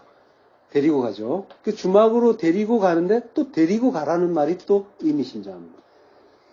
데리고 가다는 말은 우리가 이제 상식적으로 생각하면 아픈 사람, 다 죽은 사람이니까 조심조심해서 잘 데리고 가야 되잖아요. 근데 거기에 쓰인 말이 아고라는 말이에요. 전혀 잘 데리고 간 말이 아니에요. 잡아 끌고 간 말. 잡아 끌고 갔다는 얘기예요. 아고라는 말은. 마태복음 10장 15절에 보면 또 너희가 나를 인하여 총독들과 임금들 앞에 끌려나가겠다라고 하시죠. 예수님이. 끌려나가는 거예요. 죽음의 길로 끌려나갈 때 아고란 말을 쓴단 말이에요. 예수를 잡아 끌고 이렇게 끌고 간다 할 때 역시 아고. 그러니까 다 죽어간 사람 잘 케어하면서 조심조심 데려가는 게 아니라 잡아 끌고 이 평범한 표현이 아닌 거죠. 이게 바로 근데 성도의 인생살이 모습인 거예요. 아멘, 아멘. 예수님이 베드로를 네가 젊어서는 네 멋대로 했지만 이제는 내가 띠띠우고 끌고 가겠다 하시죠. 원치 않는 곳으로 데려간다고 하세요. 그러니까 성도는 이렇게 자기 부인의 죽음을 죽고 원치 않는 곳으로 끌려가는 거예요. 아멘. 예. 그 성도는 그 인도하심, 그 하나님의 그 구원의 손길, 그 손길을 끌고 간다라고 이제 표현을 하는데, 하나님이 우리를 도살할 양 취급하시는 것 같아라고 이제 사도가 비명을 지르잖아요. 예. 그 악오의 그 비명을 지르면서 끌려가는 거예요. 성도 인생은 끌려가는 인생인 거예요. 그런데 다 죽어가는 성도를 구해주는 사람이 왜 또 하필 사마리인일까요? 이게 지금 유대인들이 생각하는 사마리아인은 어마어마합니다. 어마어마하게 적대적이고 저주하는 그런 존재란 말이죠. 아수르에게 멸망을 당하잖아요. 북이스라엘이. 그래서 이 아수르는 그 어떤 땅을 정복을 하면은 그 거기에 사는 그 백성들을 완전히 이주를 시켜버려요. 그리고 다른 종족들을 거기다가 살게 합니다. 그러니까 완전히 다른 종족이 온 거예요. 그러니까 가지 않은 종족들하고 같이 막 섞여버렸겠죠. 그러니까 이제 유대인들이 보기에는 완전히 이방인. 예. 그러니까 개만도 못한 막 이런 식으로 표현을 합니다. 그러니까 완전 개 취급하는 그런 존재가 사마리인. 그래서 예루살렘 갈 때, 갈릴리에서 예루살렘 뭐 이런 쪽으로 이렇게 지나갈 때 삥 돌아가죠. 잘 안 지나가요. 그러니까 이제 예수님이 사마리아 여인과의 그 이야기는 굉장히 특별한 이야기인 거예요. 예수님이 일부러 찾아가신 거죠. 그리고 이제 그 사마리아 여자도 되게 당황하잖아요. 그런 일이 없는데 거의. 그래서 그런 거죠. 그러니까 사마리아인은 뭐예요? 율법주의 유대인들. 우리가 선민이다. 나는 하나님 백성이라고 하는 자들이 보기에는 완전히 저주하고 무시하는 그런 존재인 거죠. 완전히 정반대 자리에 있는 게. 이 사람들은 하나님처럼 하나님을 모시는 사람들이니까. 그러니까 어마어마하게 어떤 정신적으로 영적으로 높은 사람들이라고 자기들은 생각하고 있을 거고, 저쪽은 저주받은 자들이라고 생각하고 있겠죠. 정반대의 위치에 있는 세상에서 가장 먼 그런 존재라고 하면 이제 사마리아인. 그래서 그 사마리아인이 등장하는 거고요. 그 거반 죽은 자가 그러면은 이 죽음의 자리, 완전히 다 거반 죽은 그 자리까지 떨어지지 않았다면은, 이 사람이 의식이 있다면은 절대로 사마리아인의 도움을 받지 않을 그 사마리아인이란 말이죠. 우리의 메시아, 그리스도가 모든 인간들이 그 무시하는 그 흠모할 만한 아름다움도 없고 싫어버린 바 되고, 그게 예수 믿는 거냐라고 조롱을 받잖아요. 제대로 믿는 사람들은. 제대로 믿으면 하나님이 높여져 갖고 좀 잘 돼야지 않냐, 이런 식으로 본단 말이에요. 그러니까 그렇지 않다는 얘기죠. 정반대의 상황이란 거죠. 그 싫어버린 바 된 예수님, 그 사마리아인으로 오신 예수님이란 말이죠. 우리에게는, 이 세상을 사는 우리에게는 사마리아인으로 오신단 말이죠. 예수님은. 그 율법주의자에게는 정말 그 은혜라는 거는 보잘것없고, 그리고 참 초라하고, 그리고 무시해도 충분한 그런 일이란 말이에요. 갈라디아서 1장 6절, 그리스도의 은혜로 너희를 부르신 이를 이같이 속히 떠나 다른 복음을 따르는 것을 내가 이상하게 여기노라. 다른 복음은 없나니 다만 어떤 사람들이 너희를 요란케 하여 그리스도의 복음을 변하려 함이라. 그러나 우리나 혹 하늘로부터 온 천사라도 우리가 너희에게 전한 복음 외에 다른 복음을 전하면 저주를 받을지어다. 우리가 전에 말하였거니와 내가 지금 다시 말하노니 만일 누구든지 너희의 받은 것 외에 다른 복음을 전하면 저주를 받을지어다. 이제 내가 사람들에게 좋게 하랴, 하나님께 좋게 하랴, 사람들에게 기쁨을 구하랴, 내가 지금까지 사람의 기쁨을 구하는 것이었다면 그리스도의 종이 아니니라. 아멘. 사도 바울이 피를 토하면서 저주를 받는다라고 지금 성도들에게 강조를 하고 있단 말이에요. 뭐 때문에? 다른 복음 때문에. 다른 복음은 없다. 그거는 저주받을 일이라고 거듭 강조하고 저주하는데, 이 다른 복음이 다른 것이 아니라 은혜의 복음의 행위의 율법을 가미하는 거예요. 뭘 좀 해야 된다라고 하는 거예요. 그래야 하나님이 기뻐하신다고 하는 거예요. 알면은 뭔가를 해야 되지 않느냐. 자꾸 그리러 간단 말이에요, 우리는. 근데 그게 지금 사도는 다른 복음이라고 하는 거예요. 그러니까 바른 복음에 관심이 있는 게 아니라 어떻게 하면 교인들이 많이 출석하고 헌금을 많이 낼까, 그거 많이 거둘까, 그걸 위해서 탐심을 발동하면서, 그렇게 되면은 자연히 다른 복음이 들어오게 돼 있는 거예요. 뭔가를 해야 되지 않겠느냐라고 간단 말이죠. 그러니까 이렇게 하면은, 그러니까 이제 이분들이 이제 그걸 위해서 성도들에게 이런 그 선포를 한단 말이죠. 이렇게 하면 하나님이 기뻐하십니다. 그러니까 하라는 거예요. 이렇게 하면 복 받습니다. 이렇게 하면 병이 낫습니다. 라고 하는 거예요. 그러니까 그게 또 그 이야기가 마음에 든다고 사람들이 또 몰려오는 거죠. 하나님과 아무 관계도 없는데 그걸 하나님이 기뻐하신다고 하는 거예요. 사도 바울이 그러잖아요. 내가 사람들에게 좋게 하랴, 하나님께 좋게 하랴. 사람들에게 기쁨을 구하랴. 내가 지금까지 사람의 기쁨을 구하는 거였으면 그리스도의 종이 아니다 라고 하시잖아요. 그리스도의 종이 아닌 정도가 아니라 그리스도의 적인 거죠. 적 그리스도. 그리스도의 교회도 아닌 거고요. 오히려 그런 건 사단의 해라고 합니다. 사실은. 이거 해, 저거 해, 헌금 바쳐, 11조 바쳐, 뭐 이러면서, 은혜는 무슨 은혜냐? 하라는 것 잘하면 믿음이 좋은 거고, 그걸로 칭찬받고 상도 크다라고 하는 거죠. 지금 율법으로 인해서 옷을 뺏기고, 그리스도 뺏기고, 다 죽어가는 거예요. 복음도 듣고 그 은혜와 감사로 충만을 해야 되는데, 제대로 된 양식을 먹지 못해서 그리스도를 잃어버리고, 말라 죽어가고 있고 빛이 없는 어둠에서 이만가는 그런 상태인 거예요.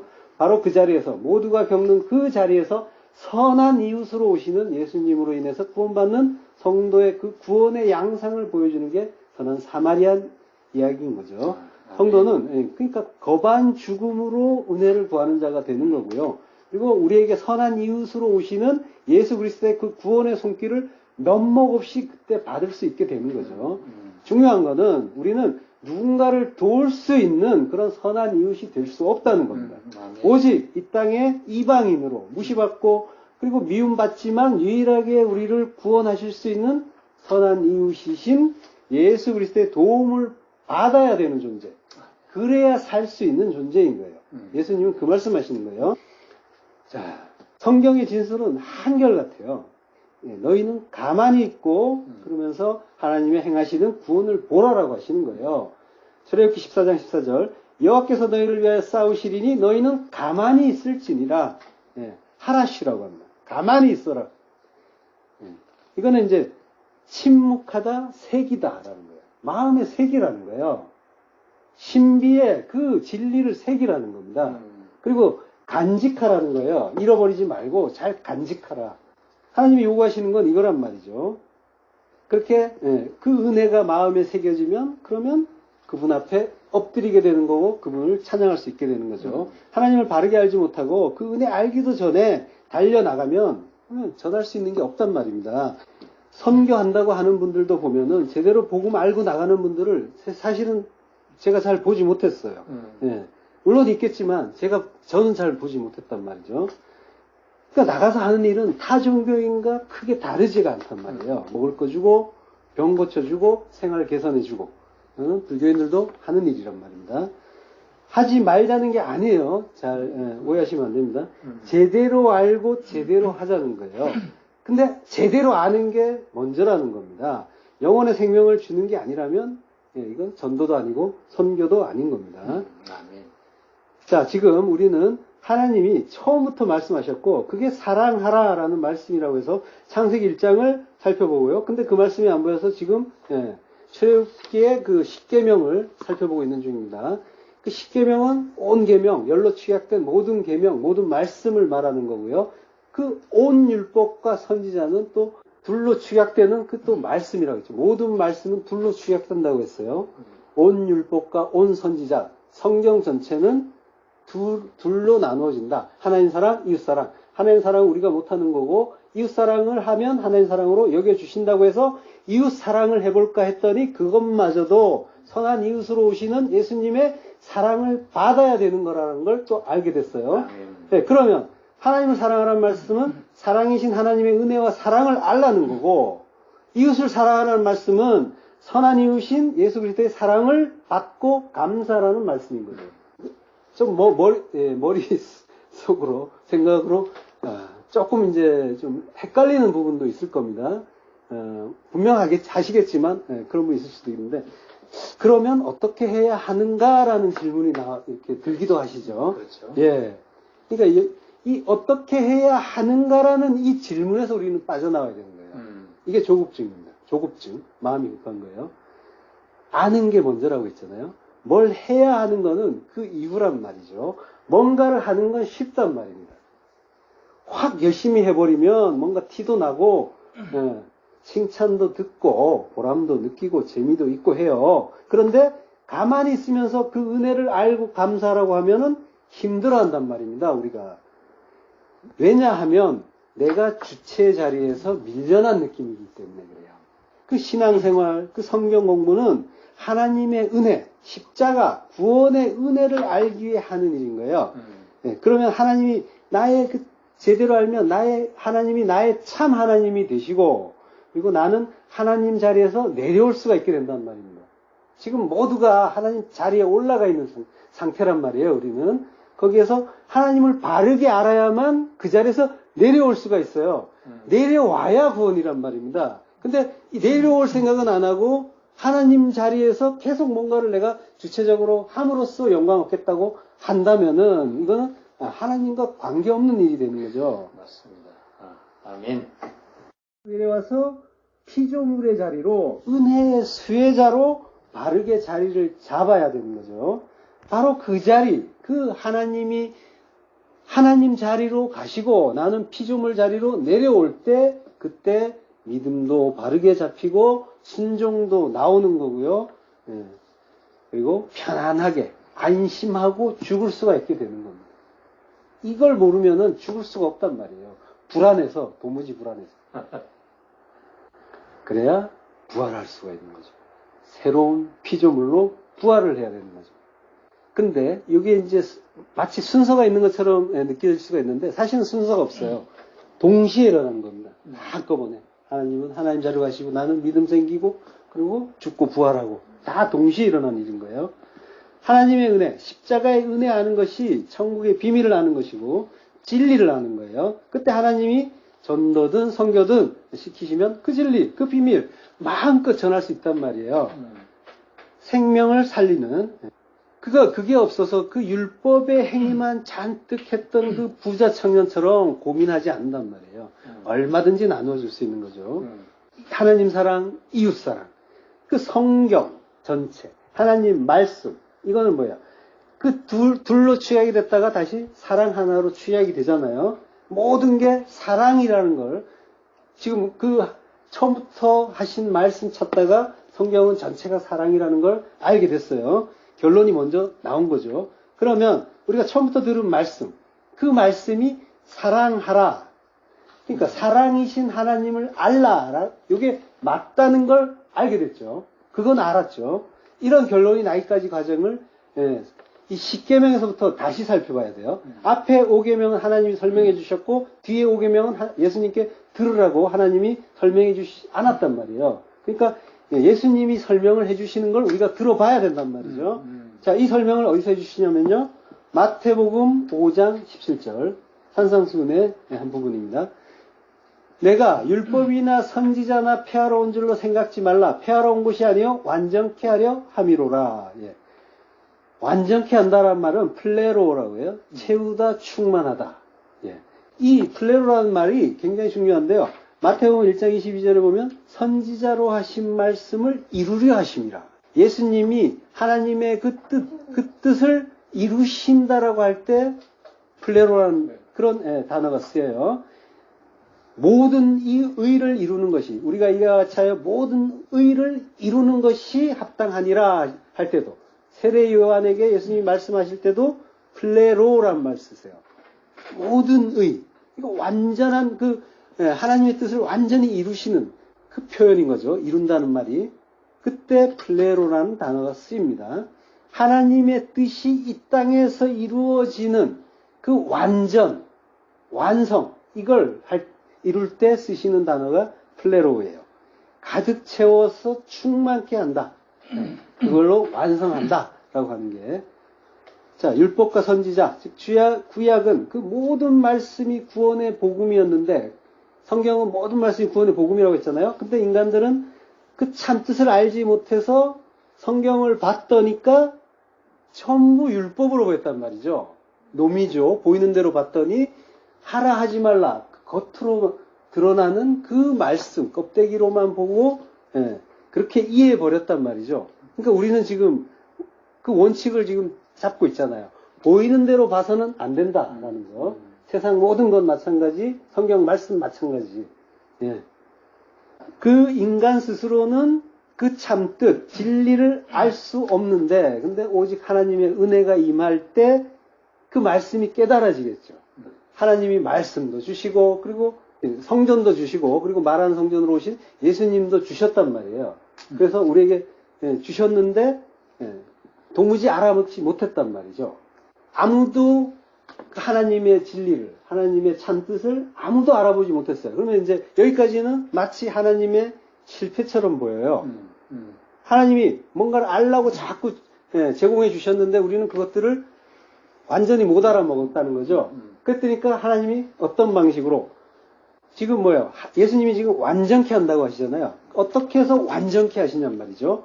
사도행전 2장 2절을 보면은 답이 나옵니다. 후련히 하늘로부터 급하고 강한 바람 같은 소리가 있어 저희 앉은 온 집에 가득하며 플레로 그리스도형 성령이 우리 안에 직접 뚫고 들어와서 하나님이 직접 가르쳐 주시는 방법으로 진리를 알게 해주시겠다라고 하는 하나님만의 방식인 거죠.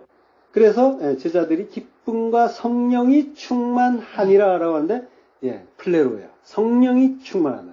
구원은 뭐예요? 성령의 충만입니다. 그리스도의 영이 우리 안에 충만, 완전케 우리 안에 들어오셔서 우리를 반토막으로 알고 있던 모든 진리를 완전히 알게 해주시는 게 성령 충만인 겁니다. 성령은 말씀이라고 했잖아요. 말씀을 완전히 깨닫게 해주시는 게 성령 충만인 거예요. 로마서 13장 10절 사랑은 이웃에게 악을 행치 아니하나니 그러므로 사랑은 율법의 완성이니라. 플레로마 충만. 플레로의 명사입니다. 충만. 완성. 성령으로 그리스도의 영으로 우리 안에 들어오시면 우리가 그 진리로 충만케 되고 그걸로 완전케 된다는 거죠. 마태복음 5장 20절 내가 너에게 이르노니 너희 의가 서기관과 바리새인보다 더 낫지 못하면 결단코 천국에 들어가지 못하리라. 그 사람들보다 조금이라도 더 나아야 된다 이런 차원이 아니고요. 완전히 더 다른 의의를 다른 차원의 의의를 말씀하시는 거죠.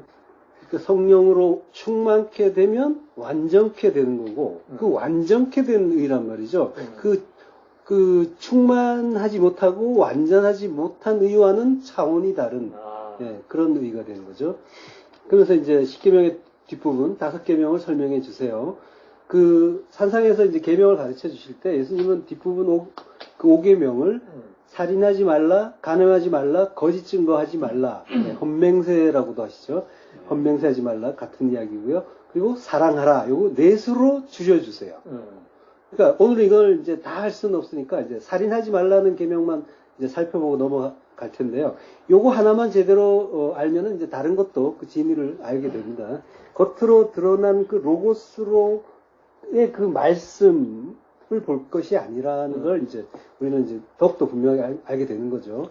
율법이 이제 뭘 하고 안 하고의 문제가 아니다라는 것도 말씀이 율법으로 보이지만 율법처럼 보이지만 그 모든 말씀이 뭘 하고 안 하고의 문제가 전혀 아니라는 것도 알게 되는 거죠.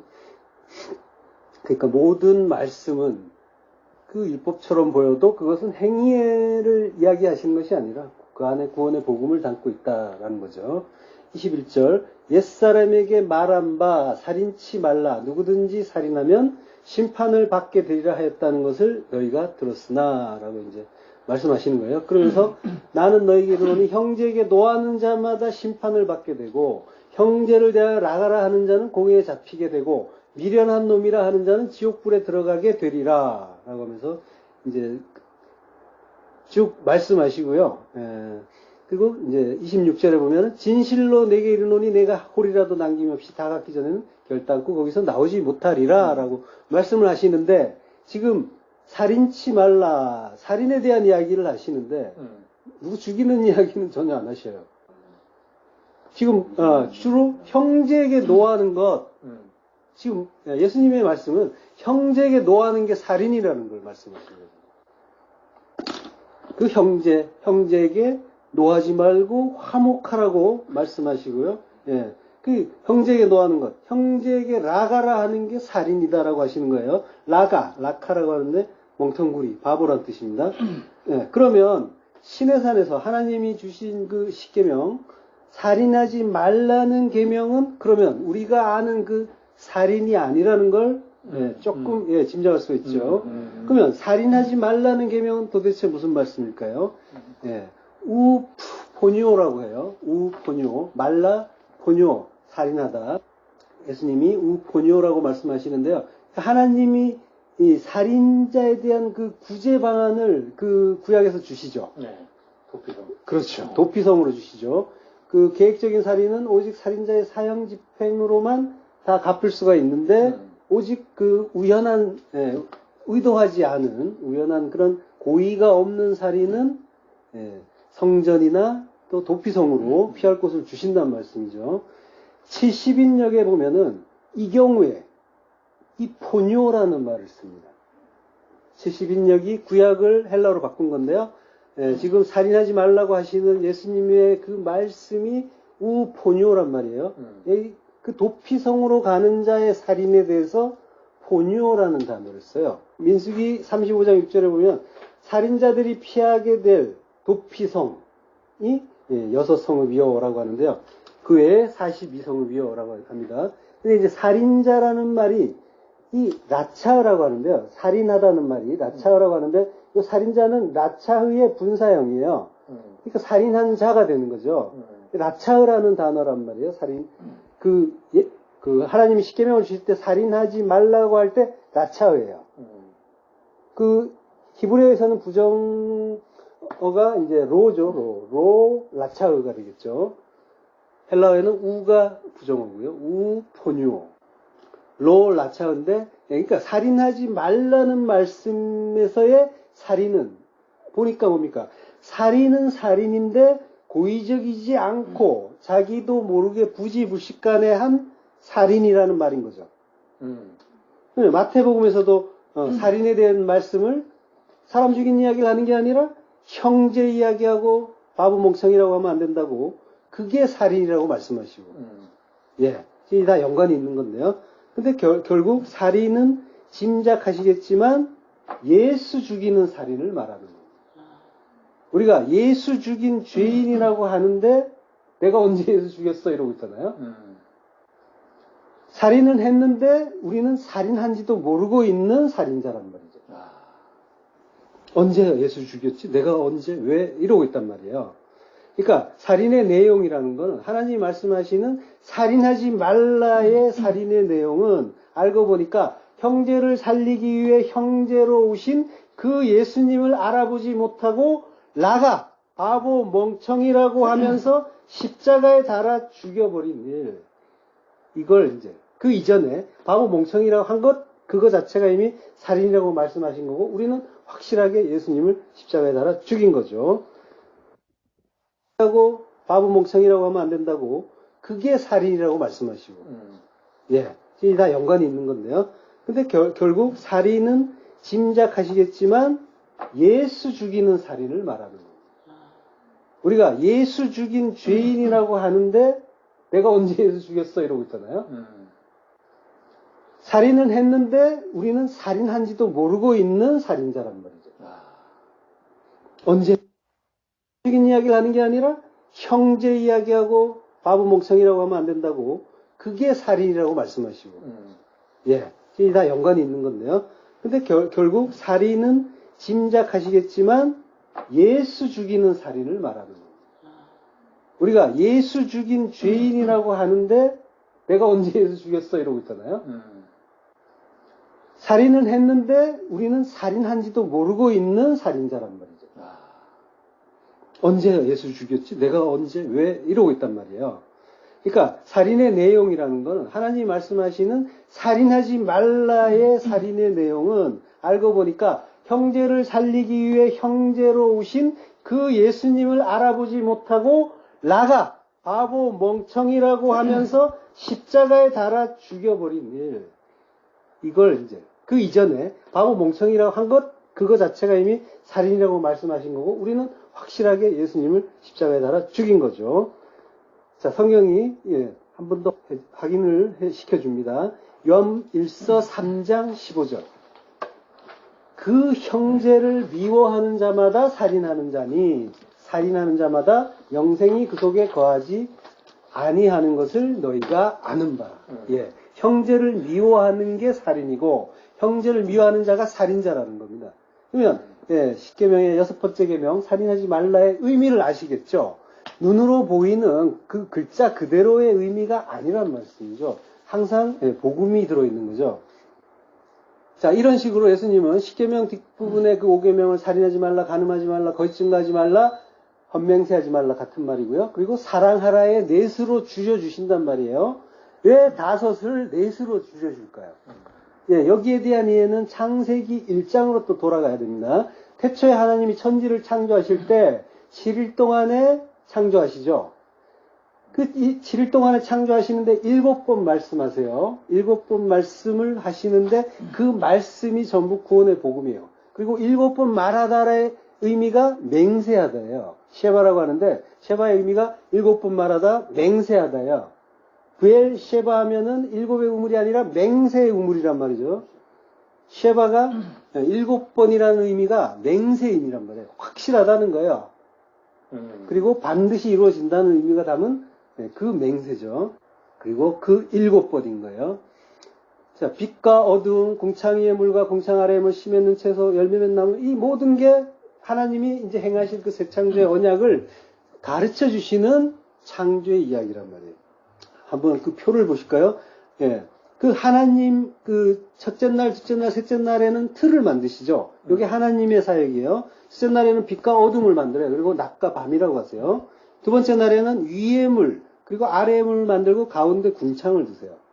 그리고 궁창을 하늘이라고 하세요. 위의 물과 아래의 물. 위의 물은 완전한 그 진리의 물. 거기에 물이 있다라고 했잖아요. 그 하늘이. 샴마임. 예. 거기에 물이 있다. 그 하늘은 진리가 있는 곳, 그 물이 있는 곳이란 거죠. 그리고 아래에 물이 있고, 궁창은 보이는 하늘이고요. 아래에 물. 그 물이 모였는데 그걸 바다라고 하고 그걸 저주의 바다라고 한단 말이죠. 왜냐하면 그 위의 물, 위에 하늘의 진리가 왜곡되어 있는 곳이기 때문에 세상을 말하는 거예요. 바다는 이 세상이 저주의 바다라는 말이죠. 그리고 셋째 날에 물과 뭇을 만드세요. 바다와 땅. 그리고 풀 만들고 씨 맺는 채소, 씨 가진 열매 맺는 과목을 만드세요. 자, 지금 우리가 이제 여러 번 공부를 해가지고 이 3일째 만드는 것들이 그냥 씨가 아니고, 씨 맺는 채소 아니고, 풀이 아니고, 그리고 열매 맺는 과목. 이게 그냥이 아니라는 게 얼핏이 이해가 되시죠? 이게 그냥 보이는 그 풀, 나무 이야기 하는 게 아니라는 거죠. 예. 그 풀은 뭐예요? 씨가 없는 것의 의미예요. 씨가 없다는 거는 진리가 없다는 거, 그리스도가 없다는 거, 예. 그 의미가 되겠죠. 씨 맺는 채소, 그러니까 씨가 있는 것, 씨가 있어서 열매 맺을 수 있는 것, 그리스도가 씨라고 했잖아요. 씨 가진 열매 맺는 과목, 마찬가지. 씨를 가지고 열매 맺는 것, 그 진리의 씨를 가지고. 그 나무, 선악과 나무, 생명나무. 그 얘기하는 거죠. 그리고 그걸 통해서 그 씨를 드리고 열매로 맺어지는 성도 이야기를 지금 하고 있는 겁니다. 자, 그 첫 번째 날이 틀이고요. 그리고 이제 네 번째 날에 거기에 채워주시는 그 내용을 채워주시는데 이걸 예수님 사역이라고 하고요. 우리의 사역이라고도 하죠. 우리가 할 일이라고도. 근데 우리는 이제 예수님 안에 들어감으로써 예수님과 함께 결과적으로는 하나님이 하시는 일인 거고요. 아멘. 예. 그 네 번째 날은 큰 광명과 작은 광명이 그 채워주고요. 그리고 주야를 주관하게 하시죠. 그리고 그 위의 물과 아래의 물에 5일째 그 물고기와 새가 지어지고요. 그래서 하늘로 바다로 각각 보내지죠. 그리고 6일째 육축과 짐승 그리고 사람이 납니다. 네 번째, 다섯 번째, 여섯 번째 만드는 것들이 그 첫 번째, 두 번째, 세 번째 날에 만드신 거의 내용이라는 거죠. 하나님이 틀을 만들어 주시고 예수님이 거기에 이 내용을 완성시키시는 그런 일을 하고요. 그리고 일곱 번째 안식으로 마무리가 되죠. 자, 그리고 예수님이 가르쳐 주시는데요. 산상에서 마지막 그 오른쪽 끝에 거 보면요. 살인하지 말라, 간음하지 말라, 거짓 증거하지 말라, 그리고 사랑하라. 이게 이 각 날에 대한 내용이라는 거예요. 자, 그러니까 하나님의 말씀이 구약에서는 모세 오경으로 주어져요. 그리고 신약에서는 어떻게 됩니까? 모세 오경이 신약에서는 뭘로 보여집니까? 넷의 복음서로 다시 주어지죠. 다섯의 율법서가 넷의 복음서로, 다섯이 넷으로 가는 거예요. 다섯은 율법의 수란 말이에요. 그게 넷의 수, 넷은 구원의 수예요. 그래서 이런 그 넷에 대한 이야기가 성경에 많이 나오는 거예요. 그 복음서 얘기가 나오는데 복음서를 잠깐 보면 마태복음은 그 율법주의 이스라엘에게 주어진 책이에요. 그래서 율법적 사고에 젖어있던 유대인들에게 계속 그들이 계속 희생 제사를 지내면서 자기의 열심을 자랑하죠. 그러니까 마태복음 그들에게 살인하지 마, 예수 그만 죽여, 그걸 가르쳐 주는 거예요. 그 첫 번째 계명을 설명해 주는 거고요. 마가복음은 교회의 신랑이신 예수 그리스도를 소개해서 신부인 교회가 간음하지 마라고 하는 그 계명을 지킬 수 있게 해주는 책이란 말이에요. 누가복음은 데오빌라 가카에게 보내는 편지 형식으로 쓰여 있죠. 데오빌로라고 해요. 테오필로스, 하나님의 친구입니다. 가카, 크라티스토스, 가장 존귀한 자. 하나님의 친구면서 가장 존귀한 자는 누굽니까? 예수 그리스도죠. 나 하시면 되는데. 신부인 나. 예, 납니다. 네, 우리 차마 각자. 말을 못해요. 제가 얘기하는 게 그래서 그런 거예요. 자, 하나님의 친구고 가장 존귀한 자, 그 교회, 나. 그러니까 그 교회에게 모든 일의 근원부터 자세히 전해요. 그래서 거짓 증거하지 마를 지킬 수 있게 해주는 거예요. 이렇게 마태복음, 마가복음, 누가복음의 세 복음서를 통해 살인하지 마, 간음하지 마, 거짓 증거하지 말라는 그 하나님의 뜻이 잘 깨달아지면은 복음은 사랑으로 완성이 되는 거죠.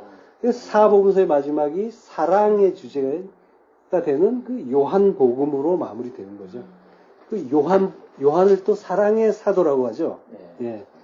요한이 이전에 별명이 하나 있습니다. 별명이 하나 있는데 보아너게라고 혹시 우레의 아들, 그렇죠. 요한을 보면은 그게 이제 우리가 되는 거예요. 그 성정이 급한 우리의 아들이었던 우리가 그 사랑의 사도, 사랑으로 완성이 되는 거죠. 아가페토스로 사랑이 된 자로 완성이 되는. 이게 성경이 그러니까 우리를 향해서 전부 성도를 향해서 전부 말씀하고 있고 성도를 하나님의 그 친구로 하나님의 아들로 만드는 그 이야기인 거죠. 그래서 이게 전부 그걸로 깨달아져야 그게 나를 살리는 생명책이고 내가 그 생명책의 농명이 된 자가 되는 거죠.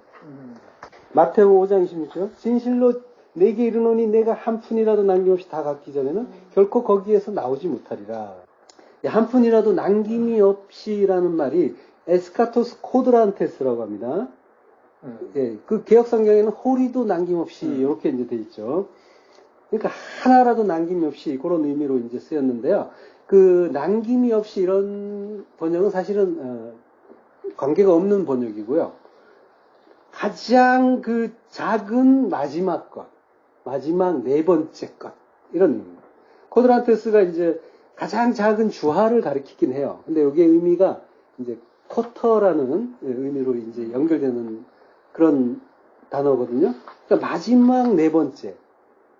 사각형의 마지막 변. 자, 하나님의 수가 셋이죠.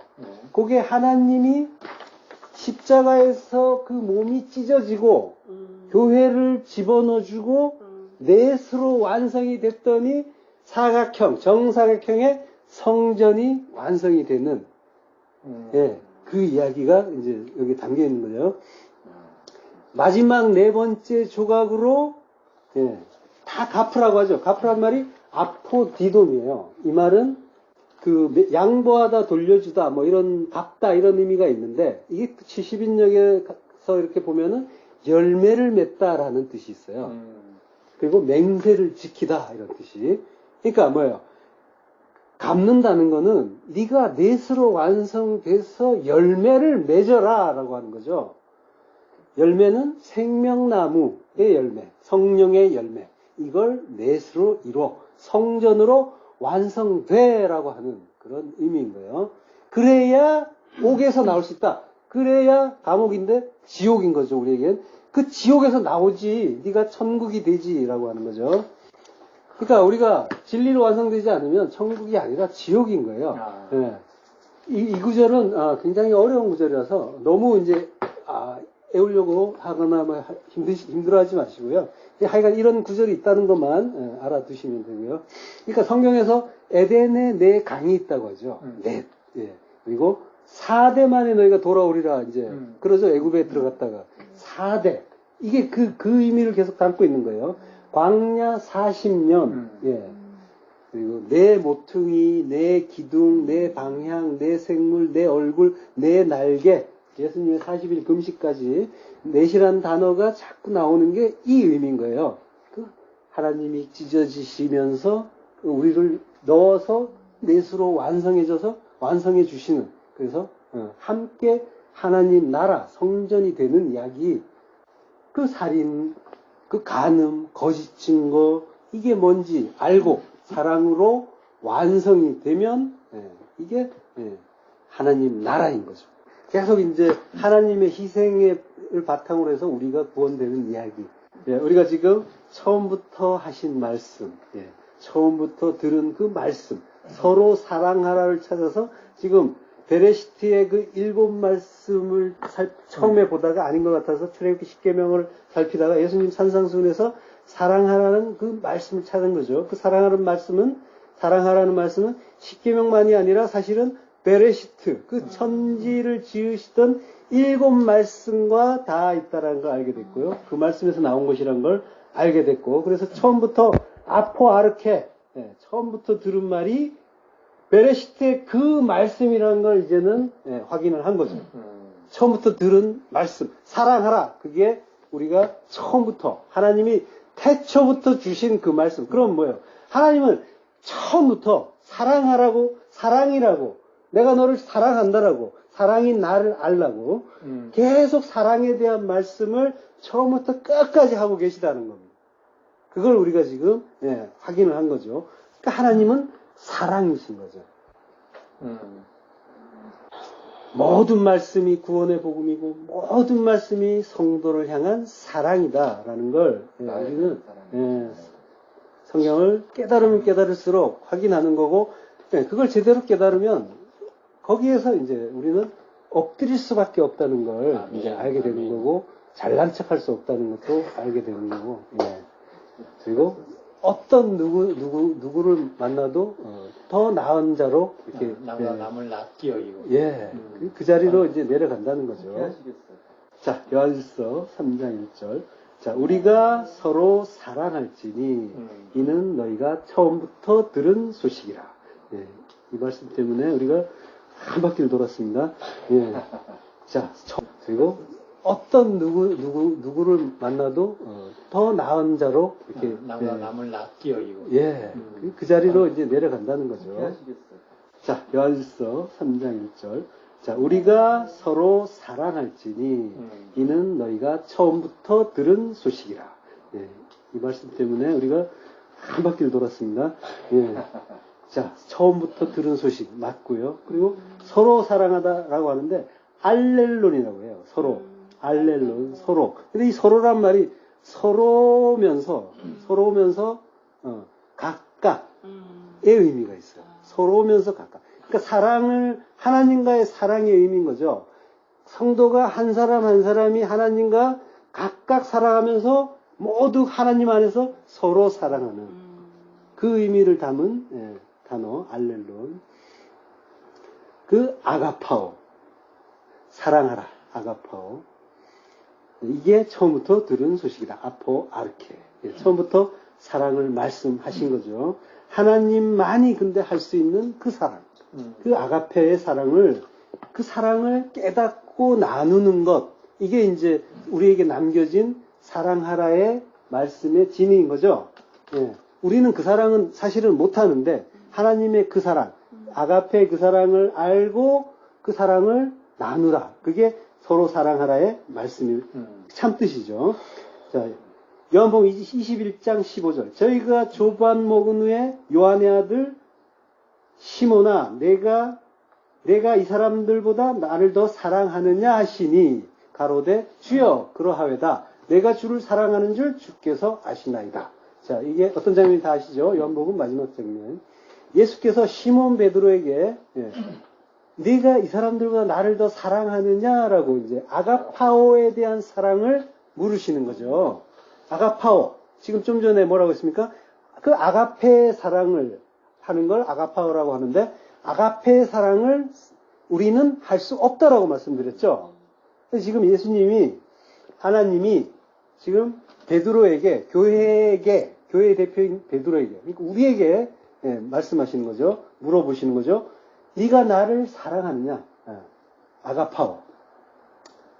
자, 성경에는 이제 우리는 이제 사랑이란 말이 하나밖에 없지만 성경에는 아가페, 필리아, 에로스 이런 여러 개의 사랑이 있습니다. 필리아는 이제 어떤 우정이나 가족 간의 사랑, 부모, 형제, 부부 간의 사랑. 에로스는 이성 간의 사랑 말하는 거고요. 자, 그러니까 성경에서 아가페라고 하면은 항상 하나님의 사랑을 말합니다. 그러니까 사도 요한이 하나님은 사랑이시다라고 하죠. 그러니까 우리가 사랑이라고 하는 말, 사랑한다는 말이 많이 쓰지만 하나님의 그 뜻, 그 참사랑을 깨달아 알고 사랑이신 그 하나님을 제대로 알지 못하면 우리는 성경의 그 사랑 모르는 자인 거예요. 진짜 사랑은 하나님밖에 없고 하나님을 바르게 할 때 그걸 하나님 사랑이라고 한다고 했잖아요. 그리고 그걸 바르게 전하면 이웃 사랑이고요. 진리신 그 하나님을 서로 나누고 그 진리 안에서 교제할 때, 코이노니 할 때 서로 사랑한다라고 하는 거예요. 예. 그래서 이제 그 초대교회 보면은 코이노니 할 때 항상 떡을 뗀다고 하죠. 네. 말씀, 생명의 말씀을 서로 나눈다. 이 이야기를 하는 거고요. 이 사랑에 대한 이해를 이제 우리가 성경을 보면서 이제 몇 가지를 했는데, 그러니까 바꿔서 이야기하면 인간에 대해서 네가 왜 나를 사랑하지 않느냐고 분내거나 성낼 필요가, 실망할 필요가 전혀 없다는 거죠. 하나님만 사랑이기 때문에 왜 인간이 이렇게 변했냐, 뭐 당연한 거예요. 인간의 사랑은 한결같은 영원한 게 아니기 때문에 당연히 변하게 돼 있는 거예요. 인간이 인간을 사랑한다고 하는 건 그건 잠시 감정이 또는 이제 탐심이 매우 높아진 그런 상태다라고 보면 되는 거죠. 맞네. 그러니까 인간의 사랑을 믿는다는 거는 인간의 감정을 믿는 것만큼이나 불완전한 거죠. 어리석은 일이고요. 그러니까 인간에 대해서는 절대로 실망을 하지 마시고 서로 내가 아는 그 사랑을 전해주시면 되는 거죠.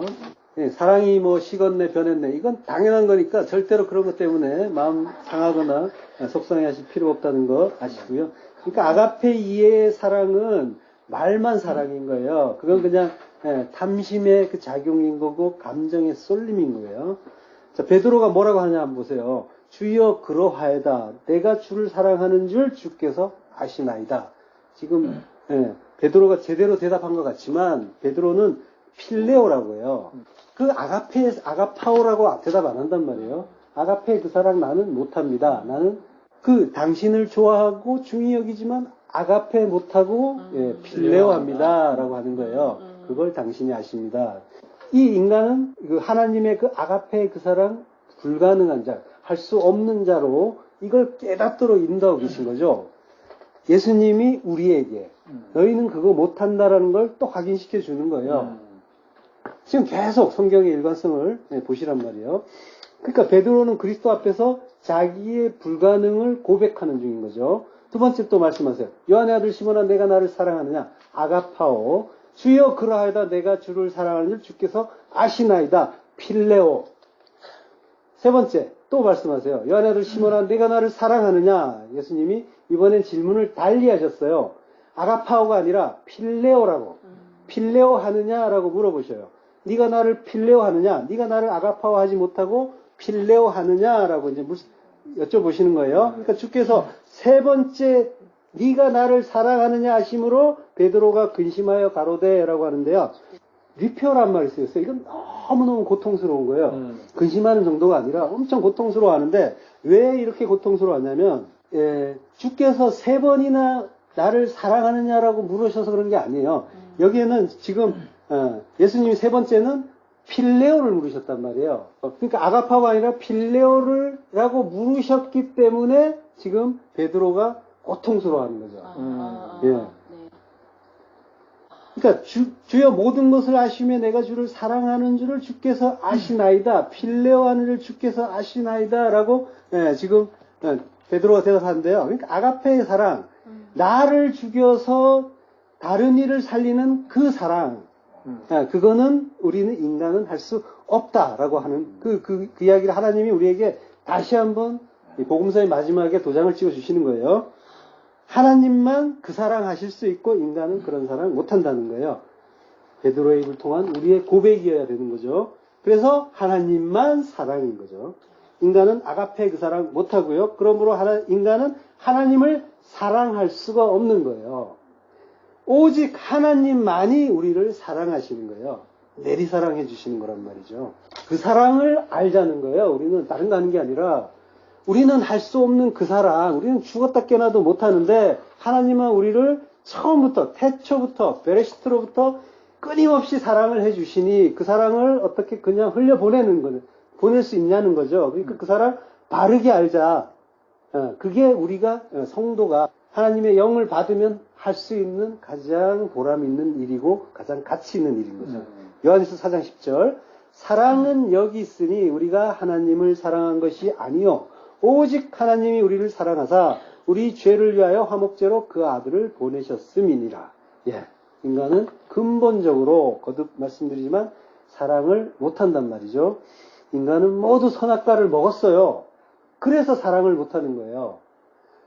선악과를 먹었기 때문에 모두가 하나님처럼 됐단 말이에요. 스스로 왕이 됐단 말이에요. 자기 중심적으로 됐단 말이죠. 그래서 그 조건 없는 사랑, 그 무조건적인 사랑을 할 수가 없단 말이에요. 선, 악의 그 판단이 계속해서 작용하기 때문에. 그래서 다시 말하면은 자기만 사랑하는 거예요. 인간은. 그래서 인간은 사랑이 아니라 거래를 한다고 해야 되는 거예요. 그 인간이 참된 의미의 사랑을 하려면은 자기 부인의 그 죽음, 십자가 죽음밖에 없는 거예요. 내 안에 하나님이 내가 하나님과 하나가 되고, 내가 십자가에 죽고, 그리스도와 하나가 되고, 그래서 내 안에 하나님이 그리스도께서 나를 통치하실 때, 그때 그 하나님이 사랑을 하심으로 내가 사랑하는 자가 될 수 있는 거죠. 그 하나님이 하시는 일, 그 사랑은 다 사랑이란 말이에요. 하나님이 하시는 모든 일이. 이 사랑이 마음에 안 드실 수도 있어요. 이렇게 힘든데. 전지전능하신 하나님이기 때문에 우리에게 일어나는 모든 일은 다 하나님이 하신 일이라고 했습니다.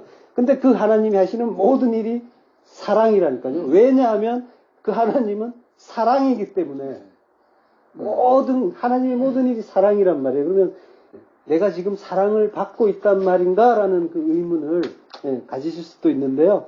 근데 사랑이란 말이에요. 분명한 거예요. 지금 우리가 확인했잖아요. 하나님의 그 사랑, 그 깊은 그 사랑을 이걸 누가 이해할 수가 있겠어요? 우리가 성도가 하나님의 영을 받고 그 하나님의 그 뜻을 바르게 알 때 그 사랑이 깨달아지는 거죠.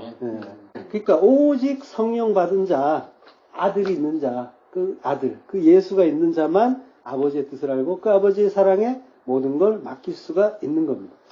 십자가에 달아 죽이는 그 사랑. 그 아버지의 뜻.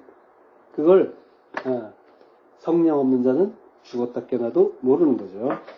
요한일서 3장 14절 우리가 형제를 사랑함으로 사망에서 옮겨 생명으로 들어간 줄을 알거니와 사랑치 아니하는 자는 사망에 거하느니라. 예. 우리가 그 형제 예수를 사랑함으로 예수의 십자가 사랑을 알므로 그죠? 우리는 사랑 못하잖아요. 그러니까 사랑함으로가 의미가 예수의 그 십자가 사랑을 알므로써 깨달음으로써 사망에서 생명으로 들어갔고 사랑치 아니하는 자, 그 사랑 모르는 자는 망한다라고 하는 거죠. 그 형제를 미워하는 자마다 살인하는 자니 살인하는 자마다 영생이 그 속에 거하지 아니하는 것을 너희가 아는 바라. 예.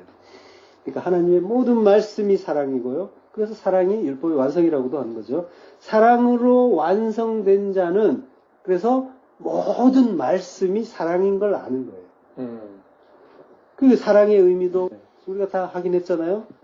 우리가 이웃을 사랑하는 자가 되고 사랑의 행위를 함으로써 구원을 받는 게 아니라 사랑이신 하나님과 우리 이웃으로 오신 예수님께 사랑을 받고 그리고 그 사랑을 알고 감사하는 것이 우리가 할 수 있는 사랑이다라는 걸 우리가 안 거죠.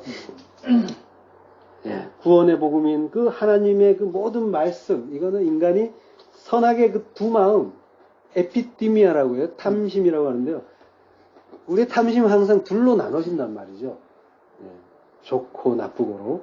이 두 마음으로 바라보고 오해하면 하나님의 말씀이 율법이 되는 거예요. 그래서 요거를 지키면 내가 잘 되겠지, 내가 구원받겠지로 가는 거죠. 나의 그 선을 챙기는 방향으로 그걸 통해서. 그래서 이제 이게 행위의 율법으로 이렇게 보이게 됩니다. 근데 그게 하나님의 뜻 가운데서는 사실은 당연한 거죠. 예수님이 우리 안에 오시기 전까지, 그리스도의 영을 우리 안에 오시기 전까지는 사실은 아무도 모르기 때문에. 그러니까 하나님은 지금 계속 끌어올리시는 거예요. 클라이막스까지 끌어올리셔갖고 내가 한다, 너희는 나 아니면 안 된다를 확실하게 보여주는 중이란 말이에요. 성경은. 근데 이거를 뭘 하면 복 받고 이렇게 하면은 복 받고 이걸로 보고 있으면은 하나님이 전부 우리 아무것도 아닌 요 중심을 계속 반복시켜 주시는 거예요. 그 은혜 알라는 거죠.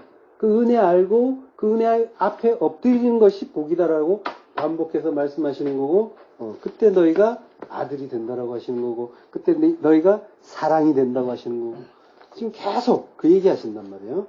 인간들이 오해한 그 율법, 그걸 예수 그리스도께서 우리 안에 오셔서 바르게 깨닫게 하여 본래 그 의미를 되찾게 해주시는 것이 플레로, 완전케 하다의 참 뜻인 거죠. 그러니까 예수님은 율법을 폐하러 오신 것이 아니라 완전케 하려고 오신 것. 그분이 맞는 거죠. 예수 그리스도의 그 은혜로 율법이 구원의 복음이라는 본래의 의미로 깨달아지면 이때 복음은 비로소 하나님 사랑으로 완성이 되는 겁니다. 율법의 그 본래 내용이 사실은 사랑이었다는 것. 이걸 인간이 탐심으로 바라보면서 지키면 복, 지키지 못하면 저주라는 그 이분법으로 선악 판단으로 둘로 나눠버렸다는 거죠. 이게 율법주의란 말이에요. 율법주의는 다른 게 아니에요. 하나님을 못 보면 율법주의인 거예요. 인본주의가 율법주의가 된다고 했잖아요. 사람 중심으로 보면은 모든 게 다 율법주의인 거예요. 그래서 하나님을 믿지 않는 자들의 마음을 보세요. 그 행위나 이런 것, 말이나 항상 자기가 재판장이 돼서 모든 사람을 판단하잖아요. 이게 율법주의인 거예요. 굳이 이제 뭐 교회 안에서 성경을 오해했더니 율법주의 이런 차원이 아니라 모든 인간이 인본주의, 율법주의로 가고 있는 거죠. 그 상태에 머물고 있는 거예요. 자, 하나님의 그 모든 말씀이 선하신 뜻 하나, 사랑. 그 사랑으로 깨달아지면 하나님의 뜻이 하늘에서 이루어진 것처럼 땅에서도, 약속의 땅인 우리 안에서도 이제 모두 이루어지게 되는 겁니다. 이사야서 41장 4절, 나 여호와라, 태초에도 나요, 나중에 있을 자에게도 내가 곧 그니라. 태초에, 베레시트, 처음부터 끝까지 한결같고 변함이 없으시단 말이에요. 처음에도 나고 나중에 있을 자에게도 나고. 이 말씀을 이제 신약의 말씀으로 옮기면요, 요한계시록 1장 8절, 주 하나님이 이르시되 나는 알파와 오메가라. 이제도 있고 전에도 있었고 장차 올 자요 전능한 자라. 하나님이 처음이고 마지막이세요. 이 말씀은 하나님은 처음부터 사랑을 하시고 그리고 끝까지 사랑을 하신다는 말씀인 거죠. 우리가 확인했잖아요. 끝까지 우리와 함께 하시면서 우리를 사랑해 주신다고 하시는 거죠. 성경을 잘 읽고 깨달으면은 이걸 믿을 수 있게 되는 거죠. 그러니까 이 사랑을 알게 되면은 제대로 안 자는 누구든지 다 그 사랑 앞에 엎드릴 수가 있다는 거예요. 예. 다른 무엇으로 기뻐하는 것이 아니라 사랑이신 하나님을 아는 것으로 기뻐할 수가 있는 거예요. 사랑이신 하나님을 아는 것, 그것이 하나님 사랑이고요. 그리고 하나님의 사랑을 받는 일인 거죠. 내가 하나님을 사랑하는 일이고 하나님이 나를 사랑하는 일. 이게 하나님의 사랑을 바르게 하는 일입니다. 우리가 서로 사랑한단 말이에요. 하나님과 우리가 서로 사랑하라. 그 말씀이 또한 이루어지는 일인 거죠. 그러니까 힘써 그 하나님을 알아가는 일, 이게 가장 성도가 할 가장 중요한 일인 겁니다. 그리고 축복이고 권세인 거죠. 하나님을 잘 알면 알수록 우리는 그 사랑을 많이 받게 되는 거죠. 그때 그 사람이 진정으로 이웃을 사랑하는 아가페토스, 사랑이 된 자가 되는 거예요. 이렇게 서로 사랑하는 하나님의 뜻이 하늘에서 이루어진 것처럼 땅에서도 이루어지는 것, 이게 우리가 성경을 열심히 공부하는 이유잖아요. 그러니까 세상은 레시트로 시작해서 아하리트, 종말로 가는 거죠. 거기에서 끝납니다. 그 종말은 어떤 모습이죠? 베드로후서 3장 10절. 그러나 주의 날이 도적같이 오리니 그날에는 하늘이 큰 소리로 떠나가고 체질이 뜨거운 불에 풀어지고 땅과 그 중에 있는 모든 일이 드러나리로다. 불심판입니다. 불심판으로 종말이 되는 거죠. 그러니까 불심판으로 천지는 멸해질 거예요. 그 이전에 성도는 불같은 시험으로 먼저 십자가의 죽음을 죽어야 되는 거죠. 동일한 죽음인 거예요. 이 천지는 불심판으로, 우리는 불시험으로. 그리고 새로운 피조물로 이 천지와 우리가 하나라고 했잖아요. 이 천지와 우리가 새로운 피조물로 다시 태어나는 거죠. 천지와 나 모두가 새 하늘 새 땅으로. 요한계시록 21장 1절. 또 내가 새 하늘과 새 땅을 보니 처음 하늘과 처음 땅이 없어졌고 눈에 보이는 이 세상도 다 없어질 것이고 그리고 이전의 나도 없어질 겁니다. 처음 하늘 처음 땅, 나의 옛사람이 완전히 없어지는 거죠. 바다도 다시 있지 않더라. 그 태초에 지으신 천지가 새하늘 새 땅으로 거듭나는 거예요. 우리입니다. 우리 이야기요. 땅이 혼돈하고 공허하고 이게 전부 우리의 이야기라고 했잖아요. 그 땅이 땅과 하늘이 새하늘 새 땅으로 거듭나게 되는 거죠. 마라나타 주 예수여 속히 오시옵소서라고 하죠. 주 예수는 내 안에 속히 오셔야 되는 거죠. 어떤 CCM에서는 이제 구름 타고 오는 예수님을 봅니다. 이런 가사가 있는데 이거는 멸망받을 일이에요. 주 하나님은 지금 내 안에 오셔야 되는 거예요. 만약에 구름 타고 오는 하나님 예수님을 눈으로 보면 이거는 멸망당하는 일인데 그걸 보겠다고. 자, 베레시트 태초에 하나님과 함께 계신 그 말씀이 몸을 입고 육신되 오셨다가 진리로 우뚝 선 그 타우로스 기둥 그 십자가에서 그 모리아산의 그 십자가에서 무트타무트의 죽음 다나토스의 죽음을 죽고 영의 새 아들 진리의 그리스도로 다시 사는 것이 하나님의 뜻이고 천지를 지으신 뜻이고 우리 성도들 작은 예수를 지으신 뜻인 거죠. 우리 작은 예수들도 예수 안에 들어가서 동일한 죽음을 죽고 함께 부활하라는 것이 하나님의 뜻인 거예요. 우리는 불가능하지만 예수님은 가능하시니까 아무 걱정 말고 잘 죽으라 하는 것이 처음부터 부어주신 하나님의 사랑이고 레시트로부터 한결같은 그 사랑을 깨달은 우리에게 그 사랑이 믿음이 되는 거죠. 그 에베소 마지막 9절 읽으면서 마치겠습니다. 의미를 생각하면서 같이 합독하시죠. 찬송하리로다 하느님 곧 우리 주 예수 그리스도의 아버지께서 그리스도 안에서 하늘에 속한 모든 신령한 복으로 우리에게 복 주시되 곧 창세전에 그리스도 안에서 우리를 택하사 우리로 사랑 안에서 그 앞에 거룩하고 흠이 없게 하시려고 그 기쁘신 뜻대로 우리를 예정하사 예수 그리스도로 말미암아 자기 아들들이 되게 하셨으니 이는 그의 사랑하시는 자 안에서